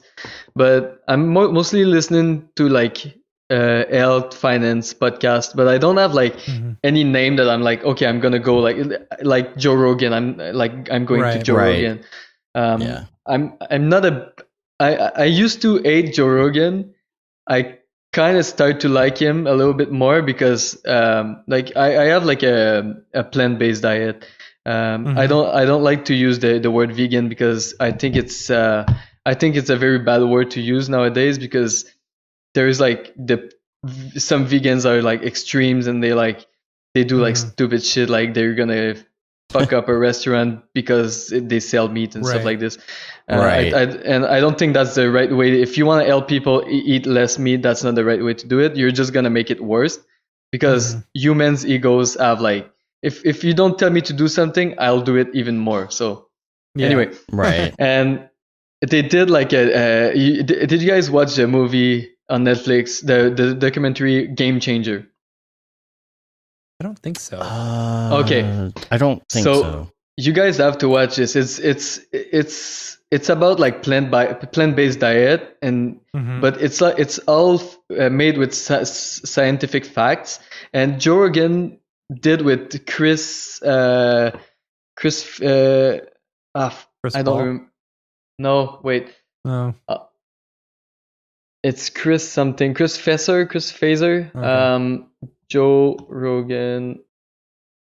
Okay, so the guy is Chris Kresser. So he's like we don't really know what he does. He's like in nutrition, but it's very weird. So Joe Rogan and him did a debunk of the movie. So they were like, okay, so plant-based diet is not actually good for you. It's bad, and they did like a very good debunk. Like if you watch this, you're like, oh shit, plant-based diet is very sketchy for you. It's not good.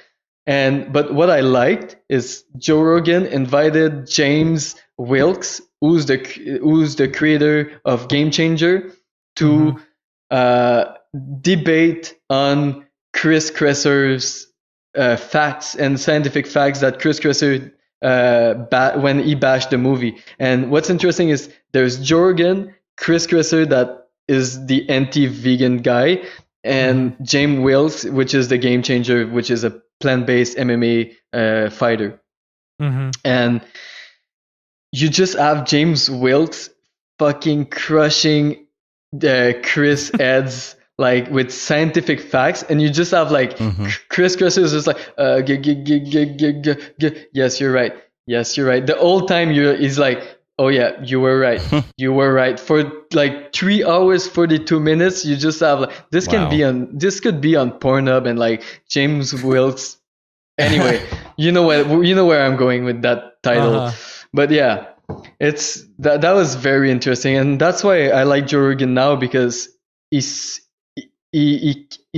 able to admit when he's wrong. So for me, this is like the most important skill set that someone can have. Is like he realized that his facts weren't right, and he admitted that a plant-based diet was actually healthy. So yeah, it's pretty good. But you have to watch Game Changers. It's really interesting. And if you can watch a debunk with Chris Kresser and Joe Rogan, like this is a really interesting to see Chris Kresser arguing about the movies, because it's important to have both sides of views on this. And after that, you watch Joe Rogan with James Wilkes and Chris Kresser. So it's a lot of hours, but it works all the time. Now, I know you're not big on too many plugins. I don't use plugins that often, but when I do, when you do, what do you go to besides Octane? Yeah, it would be X Particles, Forester sometimes. The new Megascans Quicksell Bridge is pretty dope. I don't know if it's considered a plugins, which since it's more like a pipeline, but this is really strong. But yeah, do you guys have any plugins that I should look into it? I mean, I'm not. I don't use that many that often either. Yeah. You know. I mean, Hello? maybe. Okay. Yeah. Maybe like when we do. I mean, our own plugin, of course. But I'm just saying. You know. But no, I mean, I usually like to keep it pretty raw. I mean, there are the usuals. There's X particles and all of that. Yeah. There's nothing really out of the ordinary that I can even think of, really. But all right, so let's do the next one here, which is headphones. Yeah. I recently bought these Bose 700. Mm-hmm. Are those the And, newest ones? Yeah. Yeah. And how do you like 'em?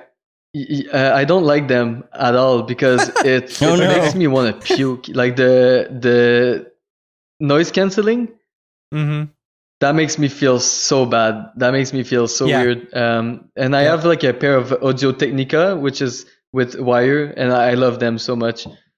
Yeah. But yeah, I like them, but I bought them not for me, but for my girlfriend. Because she's working right next to me, and I'm moving a lot when I work, and I make a lot of noise. So I bought them so she could work in peace and learn 3D by herself in peace. That's funny. Yeah. Now, what about your favorite app? Your go-to muscle memory, always go-to app on your phone? Yeah, it would be first thing in the morning. I check Well Simple Trade to see how like it's going. Because I live in the West Coast, so it starts at 6 a.m. But I don't wake up at 6 a.m. no more. Yeah. Right. So yeah, I check that out.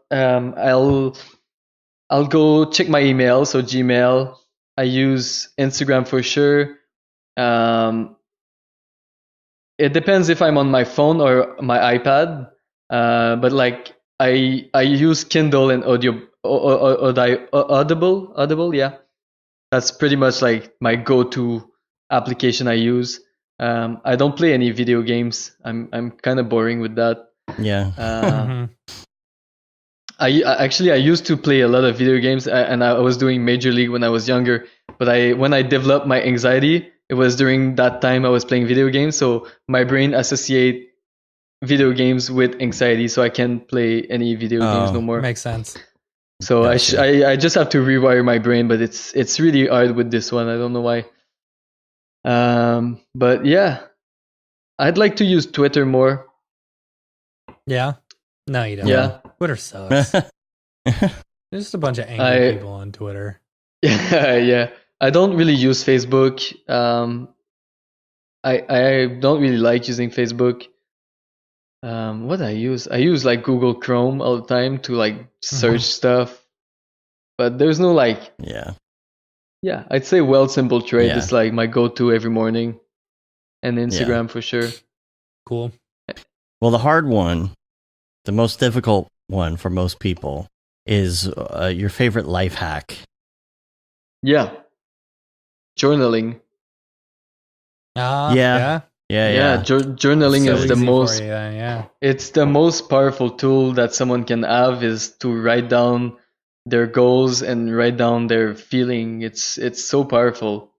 And I wish more people were doing this, especially people that have like the sense of like not going where they want to go. This can really help you, guide you for sure. But yeah, that would be my answer for this. Cool. Good All choice. right. Well, I think we're gonna wrap up. We really appreciate you being on. Yeah, man. Yeah, thank you so much for having me. Yeah, it was a very different show. Nice. Like, you know, I think talking about the anxiety and the stuff like that, I think it was good. It was very helpful. I mean, I hope we helped someone, you know, but like, that would be it's the something goals, that, and hearing your background and like how successful you've been, you know, with having such a tough background, you know, I think it's very inspirational. So thank you so much for being on the show. Thank you guys for having me. Yeah, talking about that, because it's great. You know, it's great to hear. Yeah. It's really important for me now that especially now that I've built a bigger audience, I really want to focus on this because I wish I had like someone that could help me when I was younger, just to reassure me that it's normal to have anxiety and like I'm not going crazy or I'm not gonna die from a heart attack. Right. But Yeah. Cool. And if people want to find you online, I think everybody pretty much knows where to go. Yeah. And what to type in. Fvckrender. So, yeah. Cool. Yeah. Well, thank you so much for having me. Like, as I said before, I've been a big fan of you guys for a while. And thanks, man. Especially, I met you guys during the NAB in LA. And it was so surreal for me to be there because I'm always in front of my computer and I see everybody doing their own things. And I've been watching the NAB for years. And I was like, I wish I could go there at some point in my life. And I was there by accident. And it was so nice to finally meet all of you guys and meet all the amazing artists I met. It was a very nice moment. That was a good podcast. That was a really fun podcast. Yeah, that was nice. Like 25 people on that podcast. That was great. I know. Yeah. My heartbeat was like pumping when I came in. I was telling because I there was like Smika. She was like, "Yeah, come," and I was like, "No, I can do this. Yeah. We're gonna say goodbye. We do have the segment coming up here after this, which is Mark on the show. So we're looking forward to that. I'm gonna get that Houdini class, by the way. It seems really nice. It's something I need to learn. Oh, the Houdini class? Oh yeah, that's my next step. Yeah, dude, Cool. It's such a good course. It's Nice. such a good course. Yeah. Cool. You All got me right. sold the other day. Well, thank you guys. Yeah, you. Thanks a lot. And we'll be talking to you soon. What's up, and welcome to a Mograph Live special. I'm Dave. And I'm Matt, and joining us today is Mr. Mark Fancher, Houdini Mark himself. Yo. So we are doing a little late night special here. We're doing a little extra bonus, if you would, because we would like to sit down and talk to you about this new course. Yep. Maybe answer some questions, so show some videos, and even at the end, we're going to show a little outtakes video. Yeah. So that'll be fun. That'll be fun. I've been sitting here editing 40 hours worth of material. I'm bound to see some outtakes and funny things happen. So we got that there. So for those of you who haven't seen it yet, we're going to go ahead and play this promo for the course first so that everybody can see what we're talking about. So I'll go ahead and bring that up, real professional like. Right. Here we go. Let's roll that beautiful bean footage.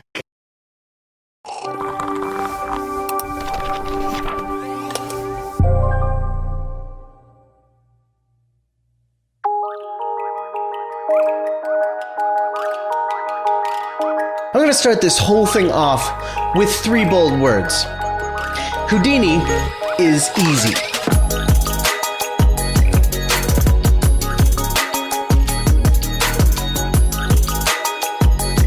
I am here to tell you that you are in the right place.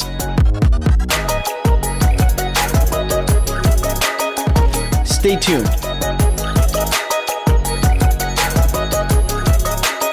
Do some particle simulations, some fluid simulations, just all the simulations. Let's just run this again. For all of you who are like me, who love computers and graphics and animation, you got this! An introduction to Houdini for motion designers and Cinema 4D artists looking to expand their skills. My apologies for the lame recording. I'm making this up as I go. You really do need to know what this stuff is to do the cool things. Sooner or later, your brain is going to start making connections. You came, you conquered, you saw. And congratulations for making it this far. Why didn't I know this existed? Cheers.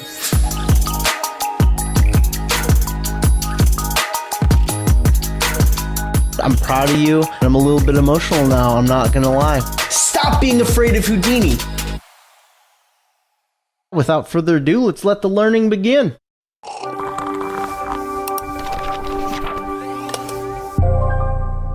Yay! All right. Go. So are you glad that's over now? Are you glad you're done recording and all the things? Oh man, yeah. Well, it was like one of those things where you get into it and then you're doing it and you just kind of get into a routine where you like kind of recording a little bit here and there every night. Some nights you finish, some nights you fail and have to like do it all over again the next day, and you just kind of get in that churn. And then it was really bizarre when we were all done. I was like, I don't even know what to do with my life right now. Like I'm, it was like while I was waiting for the edits to start coming through, I was just like, I have video games, I guess. Right. That's funny. Yeah, man. I finished and I was like, oh, well, things are going to slow down now, but they haven't slowed down. But that's fine because we got a lot more coming. So let's address first, I guess, some of the chat that's coming in. If anyone has a question or anything, feel free to put it in there. Number one, Matthew Ashby said, I tried to get my boss to buy me the course today, and she said I had to do the basic on Skillshare first. Tough but fair. Now, I don't know. Now, I guess it depends on your level of 3D-ness that you know already, but if you already know a 3D program or something like Cinema 4D, there's a lot of intro in this. So you've got the two different parts. You got the first part, which is intro stuff. The second part is the more advanced stuff, the cool stuff, if you would. What do you think? Do we have a message for the I'll boss, tell you, just so we can I don't know, help, so we can help persuade? The first part, if you're not, what Mark says, Houdini's easy, I totally get it. Like that whole first part, it's like most people, when they open Houdini for the first or second or third or fourth time, they open it up, they play around on the shelf, they realize that they have no idea what they're doing, and they close it. And they're like, I'll try this again in a week. And then they get to it 6 months later. Right. And they forget what they learned the first time. Right. Exactly. So you got to go back and relearn everything. But if you go through at least the whole first section, I mean, even the, we just released, it's one of the lessons. Like it's the very first lesson, like getting up, moving around, what everything is, and going from beginning to end, rendering a shiny sphere like you do, but from beginning to end, you'll feel much more comfortable in it. Because when I started out in Houdini originally, like trying it out, I would do a tutorial and they would teach you, like, okay, let's do some fracture stuff. Okay, awesome. You've created this awesome sim. All right, well, where do I take it from there? What do I do now? I want to put textures on these. I want to render it, but they never go into that. So you got to go find a whole nother thing that doesn't necessarily correlate with what you're doing, but being able to see just from beginning to end, initially right off the bat, you feel a million times more comfortable in it just initially. And then you go through the whole first part one and it's like, okay, I'm very comfortable in this program. And that's the thing. We just released just tonight, a tutorial, and it's the full version of that one that you're talking about, where it takes you from beginning to end in about, 20 minutes or so. Yeah. And shows you the ropes, shows you the interface, and you render a shiny sphere at the end. So you can get that on our channel. That's on the course page now as well. So you can check that out. But what I would say, like Matthew says in the chat here, I'm a C4D nerd already. That is exactly what this is specifically designed for, is people who are in Cinema 4D already. So it takes you from the beginning. Maybe check that out, or maybe show your boss that tutorial we just came out with, because it doesn't get too much more basic than that. I'll tell you that. Yeah, that's for true. And I know, like, after you get through that first section, we do like ramp into it. Once you get into the advanced, it does get pretty advanced for a beginner's tutorial, but that's because we're laying this big old foundation for you. I wouldn't want to throw you into chapter or the second part of it without having like any sort of basis as to what to get into. I don't think that would be super handy for people. Now, if you do know a little bit more about Houdini before starting this course, then by all means, skip around. Do like, the mocap dancer or whatever it is, whatever project you want to do. But know that like there is this beginning section that will really sort of bring you up to speed with sort of what I tried to jot down all my like things that I learned through watching a bunch of different tutorials. And a lot of tutorials that are like have been taken down, like they don't have tutorials like ones that I was, pulling little ideas from, because Houdini gets updated and then they more or less become obsolete because it was like a Houdini 11 tutorial. And like, I was checking out some Houdini 10 tutorials. I was like, ooh, square nodes. That's weird. Yeah. And the white background. Do you ever see like the white looking interface? It's so ugly. Yeah. Man. Matthew says, Travis I guess they already have he purchased it as well. He's in the chat. What's up, Travis? How you liking the course? What's up, Travis? Yeah, tell us what you think. We got a chat note here from Rich Nosworthy, actually, who said, "What's up? Picked up the course yesterday, hoping to clear up my bad habits." Oh, thank you guys so much. Yep. Yeah. And Travis says he loves the course. So good. We just got a really great review, too. I'll try and pull that up. Go ahead, Matt. My buddy Will hit me up on Facebook Messenger. Houdini is easy. And he hit me up today and he's like, this Houdini training is excellent. I've been working in Houdini for a little over a year, coming from C4D. I'm only about 2 hours in, but this is exactly what I needed to connect the dots and use with Cinema 4D. So which Will is that? Will Giuliani. He just posted in the Houdini artists. Oh yeah. He said he was going to do that. That's cool. Yeah. Nice. Luckily, the Pizza Hut pizza isn't the icon anymore. But it says I just bought this training this morning. I was a little hesitant at first because I've been learning Houdini for a little over a year. I'm mainly a C4D user. I was afraid the training would be mostly the things I already knew. On the contrary, this is exactly what I needed. I called myself an advanced beginner to Houdini. I know where everything is. I'm comfortable in the interface. I'm even learning some Vex, but there are a lot of gaps in my knowledge base that prevent me from opening Houdini when I have a quick turnaround on a project. I've only been on through a few hours of training today, and there are 40 in total, and it's been amazingly helpful. I'll be working with this for several months. Mark is an excellent teacher. I highly recommend this if you're a Houdini beginner. Dang. So appreciate that.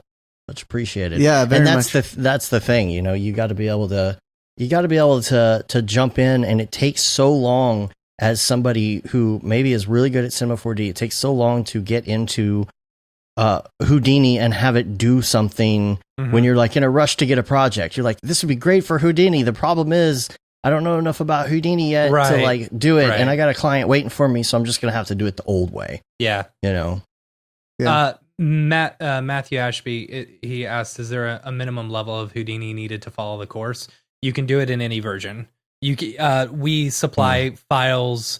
So the what's the Apprentice version doesn't allow you to export Alembic files. Correct. And so we actually provide the Alembic files as well for each time there is an Alembic that needs to go out.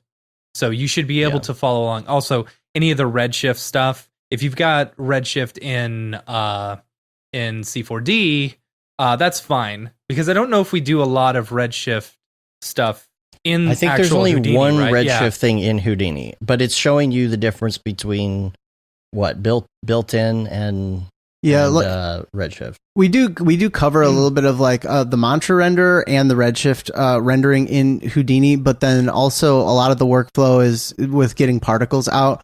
We'll mostly use Redshift proxies to get them out. And we provided the Redshift proxies and VDBs and Alembic files where we could. If there was an issue, like we were using some Mixamo data, we weren't able to provide the actual exported data because it's Adobe's or whatever. But we link to all the assets that you would need to be able to follow along. That one, unfortunately, would be a little bit tricky for us to provide. So we provided as much as we could, as long as we had license to it, and we had license to most of those lessons. So there was also a statue, the fracturing statue that you saw. That one we also couldn't provide, but we tell you where to get it. And I was following along. I 100%ed the course. I'm proud to say. Nice. Mark that one off. And then I was able to just follow along, go online and get it. Let's see. Travis asked what version of Houdini should he purchase? If you're looking to like actually produce stuff, Travis, I mean, I know you'd be good with the indie version. The only limitations there aren't any real limitations on the indie version except for you can only render 4K. What else? Because you really want to render more than 4K. Right. Everyone. And you're allowed to put it on 2 computers, I believe. 2 workstations. And then what else? Oh, you can't be making more than $100,000 a year. And this is the confusing part. Whether it's specifically using Houdini or not, I'm not sure about that. Right. So, yeah, only 4K. Mark, what's the difference between that and the higher versions? I believe that the only real difference, it might be that, I can't say for sure and don't quote me on this, but like using distributed simulations where you actually like take a fluid sim and cut it up into pieces and distribute it across a network to get it to like simulate something larger than what one computer could handle. I believe that is that's effects only, if I'm not mistaken. What I really meant to say was when it comes to the files themselves, I guess, is you can only go one direction. Like you can only go down. Yeah. So if you have like a Houdini Apprentice file and you give it to somebody with Houdini Indie, it will open on their computer in Houdini Apprentice. So it'll downgrade your license when you open up a file of a version of Houdini that is more limited than the version that you're currently on. Mm-hmm. And same with effects. So if like if I'm at work and I'm like hopping around and I find like an example file that was done in Houdini Indie and I try to open it to see what someone did at work, it downgrades me to Houdini Indie. That's cool. That kind of stuff. So you can still open the files. It's just like if you want to be like working in your version of Houdini, you're going to either need to like open up another copy of Houdini and sort of follow along with the file or whatever, because you can't copy paste between them either. Right. A stalker Thomas asked on YouTube, can everything applied in Houdini 18, or can this? Well, I'll say it this way: can everything in this be applied to Houdini 18? And you've gone through and actually made some minor revisions that show how to do 17 and 18, but they were very minor, right? Yeah, there's like a couple things that we've caught along the way. Is like some menus have been changed in Houdini 18. That's mainly when you're trying to build like a new pane tab. They've now put subcategories into the drop-down menu, and so as I go through the course, I'm continuing to like find things that are different about Houdini 18 and the version that we have, which was built off of Houdini 17.5. And so as I get through this stuff and find more things, we'll be rolling out updates on that. But for right now, Houdini 18 came out with some majorly new features that don't necessarily change the workflow. They just add new workflows. So they added things like USD and like there's Solaris Look Dev. And there's also, I can't remember, I thought there's like a new renderer that's coming out, which is Karma. But it's a little bit early for me to at least dive into that. I'm not using any of that stuff in production. I haven't even touched it yet. I think that it's out there and it's really new right now. And it's more or less there so people can start familiarizing themselves with what will be a future standard workflow, but it is not going to be 100% there yet, I don't think. Yeah. A couple of the other questions in here, like we've got people asking for samples, so we've got that up now. Somebody was asking about Redshift. I guess the Apprentice version doesn't support Redshift. Correct. Apprentice does not. No. Okay. Yeah, but, you cannot install third-party renderers in the Apprentice version. Oh, okay. Yeah, it's all a big blur to me now. And here's the thing. So I was going to mention this when you were talking about 17.5 and 18. When I started going through the course, I started in 18, and then I realized that Redshift hadn't officially been released for 18 yet. You know, when I started, and this was a couple weeks ago, and they've only recently released a version of Redshift for, 18. So we wouldn't have been able to even teach it anyway, And what I told this person about that is the fact that you show how to use both engines, first of all. But the other thing is that, again, like we said earlier, Redshift is only in the in Houdini in like one of them. and plus the one where you show it, so it's really in the Cinema 4D side of things. And that's the other thing. People ask, well, what if I don't have Cinema 4D, or what if I don't have Redshift? Most of the course is, when you go to a chapter, it's a huge chunk of Redshift, and then you'll spend maybe 10 to 20 minutes at the end showing what to do with it next to finish it in Cinema 4D, or to do something in Render Engine. But it's all still applicable to other pieces of software. So it's not like you have to own Cinema 4D. You're going to get a lot out of it. Yeah. It's like buying a texture pack, that's based towards Cinema 4D. You're going to get all the image files, that you can use anywhere else. They're not totally based there, but I mean, you'll be able to take all this knowledge. You can, I'm assuming in Maya, you can import Alembic files, and stuff. So, most of this, basically all of it should transfer over, Yeah. Yeah, for sure. And I think part of it is like, and this is one of the major things that we had when I was talking with David when we were consulting at the beginning of starting to lay the foundations of this course. It's like, what do we do? Do we do it? Do we just do a course and not worry about rendering at all? Because there's an argument to be made for that. I think the first year that I spent in Houdini, I spent in Apprentice, and I didn't render anything. I was just building setups and learning how the nodes work and stuff like that. But I think there's a whole nother camp of people who say, no, I need to be able to make something that looks cool in order to be excited about what I'm learning. So I agree. I'll agree with that. Yeah. It became one of those things where it's like, well, we really do need to kind of construct this in a way that balances that. So we get a little bit of Mantra in there, which is the default render that comes with Houdini. We get a little bit of Redshift in there. We get a little bit of, we do some projects that we don't render at all. And then other ones that we bring into Cinema and just say, hey, this is Cinema. You've got what we just did in Cinema. Now go have fun. You can do whatever you want in terms of rendering, but just more or less laying out those foundations so that people don't feel stuck. Just cool, I made an awesome wireframe, and now that's it. That's the end of the story. I'm gonna go move on and build the next cool viewport looking render of the next thing. It's just cool to kind of you got to feather some of that stuff in there. So it's just a mix of sort of just setups versus actually final looking rendered project. Oh, this is an interesting question here. Is it not possible to upgrade to Apprentice and then a file like the Apprentice indie file? Can you do those? Can those be compatible? Yeah. For Apprentice to indie, there's an online file converter. So you just upload it to an Orbolt website, and it will upgrade your file to instead of HIP-NC to a HIP-LC file, and then you just re-download it.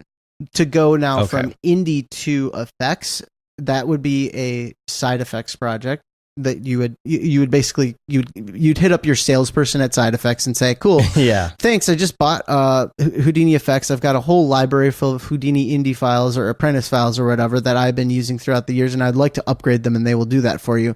But they're not going to create an online updater because they are mainly adamant about not allowing Houdini effects users and Houdini indie users to work in the same pipeline. And if there's an online upgrader for that, there's going to be people totally abusing that scenario all the time.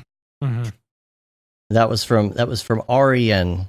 Thanks for clarifying for that. I almost called you Adrian, and then I stopped myself because I didn't read it well. I need new glasses.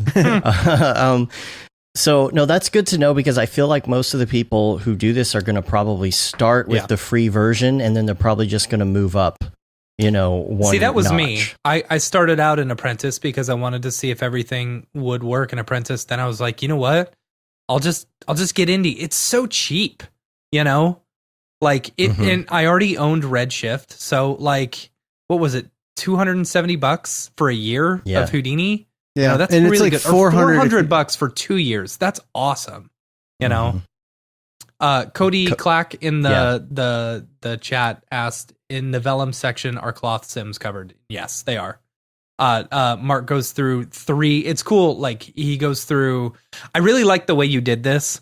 Anytime you'd start off a new section, the cloth stuff, the Vellum stuff, or the RBD fracture, I think you would go through several different little scenarios. You're like, let's do this. All right, now let's turn these off. Let's duplicate them. Let's try another thing, you know, where we did 3 different types of cloth simulation, where, you know, one where it's twisting, one where it's tearing. Man, the tearing one was so cool. Yeah. And like watching that, I was like, holy cow, this is surprisingly easy. Yeah. Vellum made I it saw really somebody easy. on the Facebook on the Facebook Houdini group right before we released it, trying to do a cloth tear that looked exactly like it, and I was like, "Oh man, you need this course." Yeah, But yeah. Sorry, Mark. Go ahead. Oh no, it's all good. Yeah, I did try to do like a couple of simple setups that we weren't gonna like take to like full fruition or whatever at the beginning, and that kind of like gives you like a flavor of how like the parameters work and how the different solvers are communicating. And then after that, then we would jump into like a more deep example that we would push to like a production level quality thing. mm-hmm. Yeah. Billy says he just immediately got Indy. Thomas, what's up, Thomas? And Matthew's asking, does Houdini need an additional license to use Redshift or another render engine, or can I use the one I already have for Cinema? Here's the thing. Like, there's 2 answers to that. There are 2 answers. Yeah. It's yes and no. If you're on the subscription plan from Cinema and you bought the subscription Redshift through the Maxon marketplace or whatever, like the Bundaroo, you know, the Bundaroo with Cinema. The Bundaroo with Cinema, it does not work. But if you actually bought Redshift from Redshift's website and you have that license, that version will work with all of them. Mm-hmm. And Mark, you went over installing Redshift, right? As well. Yeah, because it's one of those things where I was like, assuming that you have Redshift installed, and then I was like, yeah, they probably really would like to have that laid out because it kind of sucks. Yeah, I do like that you added the autosave stuff in. You know, like showing us how to set up autosaves, because it's not a simple just like little click button like it is in Cinema. Like you have to actually go through and edit some text. You know? Yeah. About when I said Houdini was easy, installing Redshift and turning on autosave, those things are not easy. I concede to that. Yeah. Cool. All right. Well, we'll keep it open for questions here. But in the meantime, why don't we do the outtakes video? How does that sound? Cool. Okay. I'm going to try to do this a different way so I don't play the audio twice while I'm trying to pull it up like before, like a weirdo. So here we go. And I got no audio. Why don't I have any audio, guys? See? I tried so hard and Dave? I failed. It's probably I got something it. technical. It's probably something technical. No, I got it. Here we go. And it's giving me a warning saying that I have 1 day left to renew my Houdini Indie license. So I guess I'm going to have to do that. Take my money, you know? Like... I thought that was my dog. So VDB combined. God, why is my brain not working right now? Awesome. Total crash. And run this one more time. And every time I say one more time, I really mean let's run this like 10 more times. Design where we fill a shoe. We're going to fill another shoe. If I decrease this, you can see that it... You know, it's crazy that this note has changed since I wrote my lesson. Believe it is called Le Transit de René de Chalon. I don't know if I got that right, but pardon my accent or French or what have you. Nailed it. But maybe with some less smoothing section, maybe with some lower smoothing ERPs, derp keyframes and setting and such not. We've got our pops right here. Excuse me. I have no idea what that's doing. So maybe let's cut this part out. So now when we do it, I'll be right back from this crash. Burp, burp, burp. Derpy, derpy, derp. Derp, derp, derp. That was insane. I just had a brownout. All right, so that... Wait, what the Did I do VDB? Yeah, okay.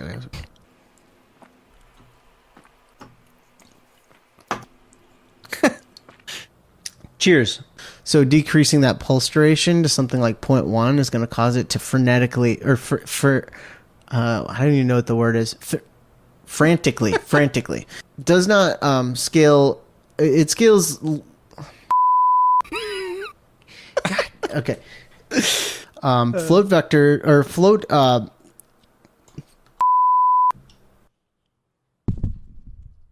parameter. God. Oh man. Simulation is done cached. Is it done cached? The simulation is done caching. Triangle fan. And we don't really need great geo for right now, but that's kind of funny. He actually looks like he's sticking out his tongue and has spike eyes and a spike neck. I'm going to retake that because that sounded stupid. Note to editor. Take 2. Yeah, it's pretty good. People are asking if it's available online. We'll put this up on the YouTube channel. Some of those are in the actual in the course. Yeah. Yeah. Aren't you glad you're done now?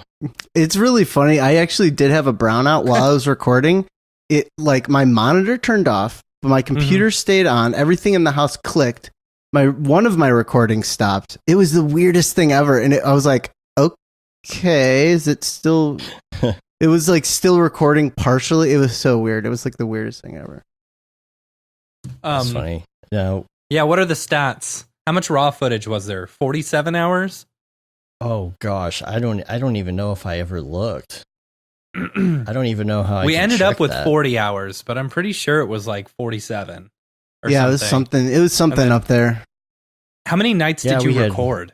Yeah. Oh dear, I don't know. I have a timer that I use to kind of track things, and I haven't looked at it because it was a lot, and I'm like, I don't want to know. You should do it right now. Do it now. I have the numbers. Come on. Okay, I'll try. Let me see if I can figure it out. All right. I'll bring this up in the meantime. So if you go to our site, mograph.com/classes, you can get to this. And I'm just going to go down here real quick and talk about some of the chapters because people were asking what's included. And so again, at the beginning, the free one that we just put out, you can check that out and see. It starts to cover the basics. Where is that one? To talk about nodes and things like that. What's that? Where is that video? Is it in chapter 1? The free one? Yeah. Oh, the free one was 1B. It's 1B from the course. Right, but yeah, where you go through. Can you see it on that page? Sorry, I'm asking stupid. Oh, you questions. can't see it on that. You can see all the chapter together on this page. I didn't know if we were gonna post it there. Chapter 3, you start to get doing a little bit of like actual projects while you're learning, fundamentals. 3D part 1 is to me where I really started getting excited about it because you're really getting in there. You're doing that procedural stone wall, and you learn to build that stuff procedurally so that in the end you could just take that and you could apply that to any piece of geometry or any spline, and it just kind of makes what you made out of that piece. Just it's so procedural, it's ridiculous. Then we get into the fun stuff like these fractals. This is the one where you learn attributes, which can be really hard to wrap your brain around. And Mark, I think you did a good job like really reining this in. You went and did some re-recording to really get this locked in. Yeah, that one was a little bit trickier. Attributes are one of those things. I think like it's the most important thing to understand in Houdini. And I've seen it described a lot of ways, and I wanted to try my hand at it. So I'm really hoping that by the time we get through this chapter, maybe don't like fully understand attributes. What the point is that we need to lay that foundation so that you can like have it all in the back of your head as you move forward into the more advanced lessons, and then those ideas start to sink in more once you start to apply them. That's sort of what my thinking was with it. Yeah, and even in the last one on this, you kind of go into a little example, and you're like, you could pause and come back to this later if you want, because this might get a little bit over the top for being at the beginning. But it's like follow along or not. If you really want to dig into these attributes more. Then chapter 5. What do we got? I don't know. It's all a big blur now. Oh man, chops this and is cops. using chops. I love that chapter. I thought it was so cool. Nice. Yeah, you get the Cops are little really jiggly thing. neat. Mm-hmm. Yeah, This you is can very do like David Brodeur. yeah, you can Yeah. do like a jiggle deformer. I think we did something where we recorded audio in from the computer and then used it to drive animation. Then you can like filter off the curves to make it like kind of bounce like a little bit more, smoothly. And then we did the cop stuff, which is like you can kind of do like substance designer type things in Houdini. Now, like because Houdini has like a node-based compositor built into it, you can really get creative with kind of using it to read your geometry, and then you can blur it and then you can turn it back into a depth mat. And we kind of did some stuff like that. And Very then cool. chapter 6. Chapter 6 is great because for this Cinema 4D artists, you get to experience a round trip. Where you start in Cinema, you go to Houdini and do some stuff, you take it back into Cinema and do some finishing. I think that's where people are really going to get excited, because people who are in Cinema 4D, once they get to that point and they realize how to do this workflow, that's really exciting, because that's when you can start like pushing stuff out and using it in your projects. For sure.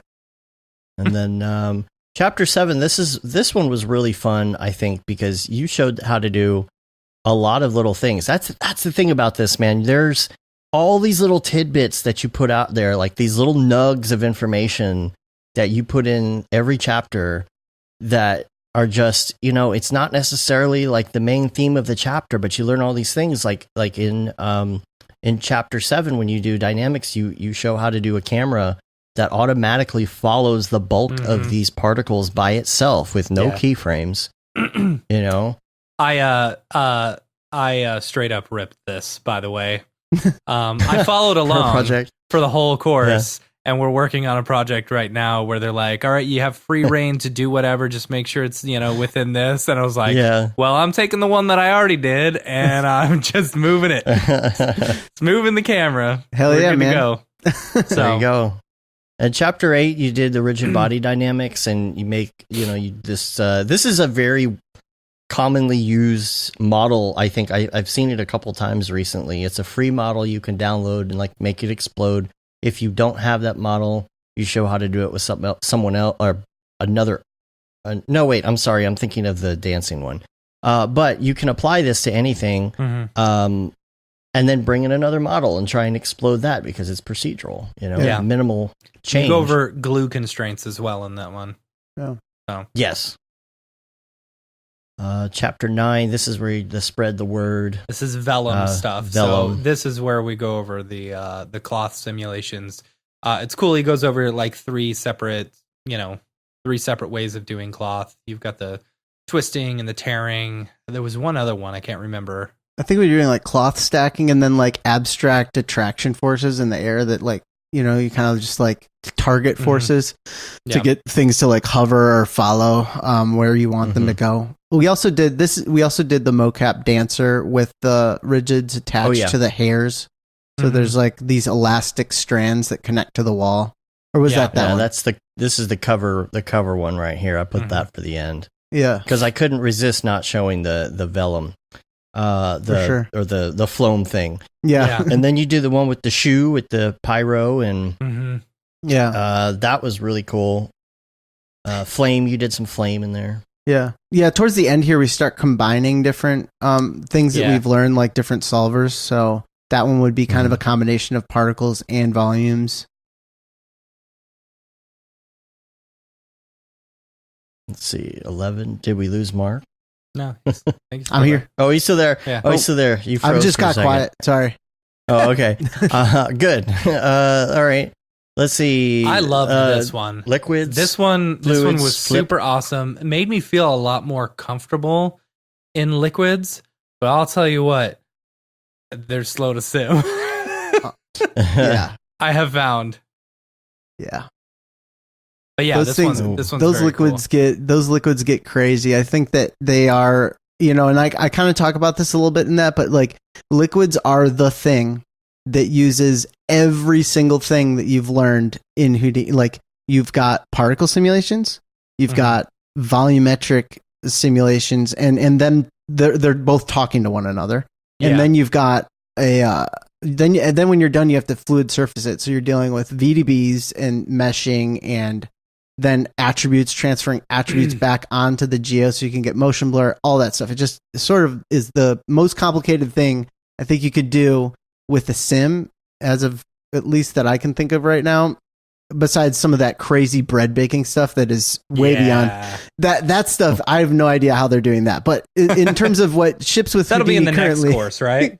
Yeah, for sure. As soon as they build a solver into Houdini, then we can talk. I don't know how those people do that, if they're building that stuff like in a different engine, or I don't know how they're doing that, but that stuff is mind blowing. At any rate, I think that fluids, like as far as what Houdini does right now, fluids are one of the most complicated and taxing types of sims that are out there for sure. Yeah. Yeah.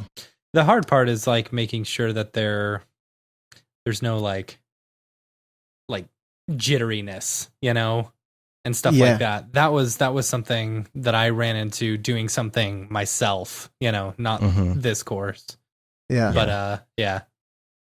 I have my total number of hours if you guys are interested. Let's hear it. Yeah. Oh boy. All right. So I started in late December of 2000 and what was the last year? So I started in late December of 2018, starting to write the syllabus. And then I worked all throughout more or less various parts of 2019. And then just a little bit of wrap up here at the end as we were pushing the course out. But the total number is 317 hours. Wow. It's not as bad as I thought. It felt like 5 or 6. You know what I'm saying? But yeah. I probably spent, I don't know. I mean, at least 100 hours, if not 200 hours. I didn't really keep track of it like you did, you know, in the editing process. I would say maybe 100. Maybe 100 is probably a good round number. Yeah, I think like double the amount of time that you end up in a final edit seems like pretty solid. Pretty solid guess. Even though I was editing at 2x speed, I still had to stop and cut and do things. And wait for encoding. It usually took about real time. Yeah. Well, I let the encoding and then I had to go overnight. through the entire course and actually do the entire thing. Yeah. To make sure nothing was messed up. Yeah. So, yeah. Yeah, I seriously thank you guys, because honestly, I've wanted to make a thing like this for years. It's ever since I started feeling comfortable in Houdini, I was like, I want to do this thing that we just did. And the undertaking is so massive. Just thinking about how to arrange the first 4 chapters took me probably a large portion of that time, a larger portion of that time than you'd guess. I spent like 40 to 80 hours just rearranging how the order of the first 5 chapters flows, because that's the part. It's super easy to dive in and do a bunch of advanced tutorials, throw some Vex at people, assume that they know everything, and just be like, here, check this out. We're going to do burn. I've done some tutorials on YouTube before, and they're like straight up Vex, and that's easy. If you know Vex, or you're assuming that your users know Vex, no problem. But when you're really sitting here trying to come from the perspective of a person who's never looked at this stuff before and trying to get them into it, you can't just be throwing Vex at them day one. You gotta basically you're like, I'm such a badass that it's really hard for me to dumb it down. Oh no. I'm just kidding. If not, no, I'd probably sound like a huge jerk if that's the way that came. Totally. I'm totally messing with you. No. It's one of those things, like trying to figure out how to get that foundation like articulated in a way that like it makes sense. Like it was super hard for me. Yeah. So that was definitely what a lot of the effort went into, that first beginning part. And we had a sit down when we first talked about it. I was like, hey, let's go have a drink and talk about this or something, and you met me up at the bar / hotel place where I was at, and we were talking about it a little bit. And I've messed with Houdini before. I've tried, and I said, here's the deal. Because I've been talking to a lot of people. We had talked to, I don't know if I talked to Simon Homedal yet. Because I met him overseas, I think after that. but the general consensus was everybody was trying to get in Houdini and couldn't. And so the only advice that I had for you at all for this course was, here's what the name's going to be. Stop being afraid of Houdini. Mm-hmm. So I would say if anybody's taking the course, please, we love when you post your stories on Instagram or photos or post testimonial. You know, if you're doing a sim or you're doing something cool or whatever it is, you know, do the story, tag us in there, tag Mark in there, do the hashtag Stop Being Afraid of Houdini. Just so we can see it. We love to see it in action, because then we feel like we've, you know, maybe made a difference in somebody's life. Yeah. You know, so after all that work. So Travis Ragzell in the chat, he posted a story the other day after he bought it, and it was the pig head, and he had put a mountain node on it, and he was messing with it to where it was all like wonky, and he's like, my second day in Houdini. Yeah, I saw that. My reaction when, I don't know, it was pretty funny. I want to say it was Billy who commented somewhere the other day, like, now when we get to NAB this year, we're going to actually know what other people are talking about. Yeah. I feel like, because I didn't go step by step, but I just, through osmosis in 2x speed, absorbed so much. I at least understand what's going on now, what people are talking about. So, yeah. For sure. So, you ready to release your Vex course now? Oh yeah. By the way, I have this Vex. I'm just kidding. I haven't even barely thought about anything like that. But I would say that it was such a fun time, like making this course, that you get kind of addicted to it after a while. So we'll see. You know. Mm-hmm. Yeah. We'll have to see. I'm telling you, might want to take a little break first. Yeah. Yeah. Just, chillax a little and whatever. But yeah. And we had a latecomer in the chat. Apologies if this was already answered. But do you need to have a foundation of 3D? Now, a foundation, again, when we say a foundation, like if you've never done any 3D before and you pick this course up, I would say it's going to be a little more difficult than if you know. For sure. Yeah, I don't know. I don't know. Probably. I mean, even stuff like the axes and if you don't know what X, Y, and Z is, that's going to be really hard. I mean, it's definitely going to be easier if you know some 3D, have some 3D background. But you know what? Pick up a free copy and do the free tutorial that we just put out to do the sphere, and just get from A to Z with that. Yeah. And see if it feels like something you can follow. Yeah. Yeah. Travis, we were actually just talking about that right before the show. Like doing some one-off tutorials and specific techniques and stuff, We've talked about it, and nothing is official yet, but yeah. So. Yeah, we're kicking around some ideas what that would be. So hopefully we can start rolling out a bunch of free tutorials now in all sorts of platforms. Mm-hmm. So, for sure. Yeah. Cool. All right. Well, I think that wraps it up, unless anybody has any other questions or things they want to talk about. I don't know. Before we head out, I just want to say a super thank you to you guys, also to the beta testers and the early adopters who have bought into this program already without having any real you are the ones who are running this course, or who are going to be more or less the first public opinion on this course, and I really appreciate you taking the faith to check it out, and always come try and check out the discussions on there. Come find me on the Slacks or whatever. We want to make this the best that it can be. So open to suggestions. Yeah. And Travis wants to know if you're in We're DFW. all in DFW. Yeah. All of us. Yeah. Mark works for Already Been Chewed, and we're all going to be up there for lunch tomorrow. It'll be a good time. Yeah. Sweet. So we all live really far away from each other, but we're all going to. Not me and Mark. Me and Mark Dallas, live 15 minutes away from each other. That's true. You, I'm far away from on the other hand. Yeah. Cool. All right. I think that's probably it. So, if you have any other questions, feel free to jump in our Slack channel.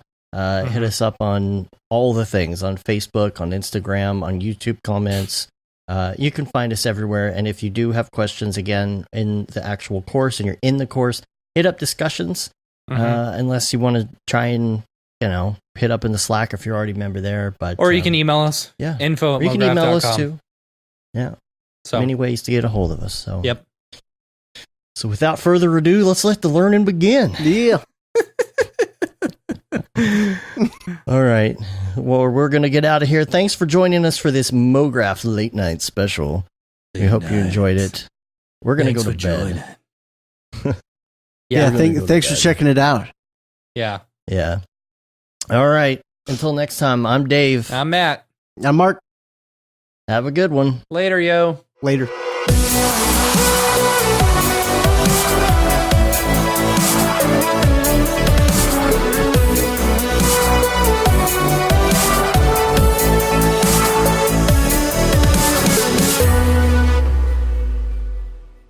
It's pretty good, I guess. Mograph.com, an online resource for motion graphic artists. Start your week with the Mograph podcast. Industry news, interviews with your favorite artists, and terrible humor. Watch live shows and interviews from Mograph events like NAB, SIGGRAPH, Half-Res, and local meetups. Our Mograph Talks feature live demos and motivation from artists all around the world. Sometimes you gotta make stuff that you're not gonna put on your reel, and I'm not here to judge. What if Rick and Morty show up for the countdown at midnight? That's where I peaked in life, in my career. We gotta stop this thing, Rick! It's gonna kill us all! Hear from the people that create your software, design your render engines, and artists that are changing the face of modern motion graphics. You get that render done. Yeah, you better frame what?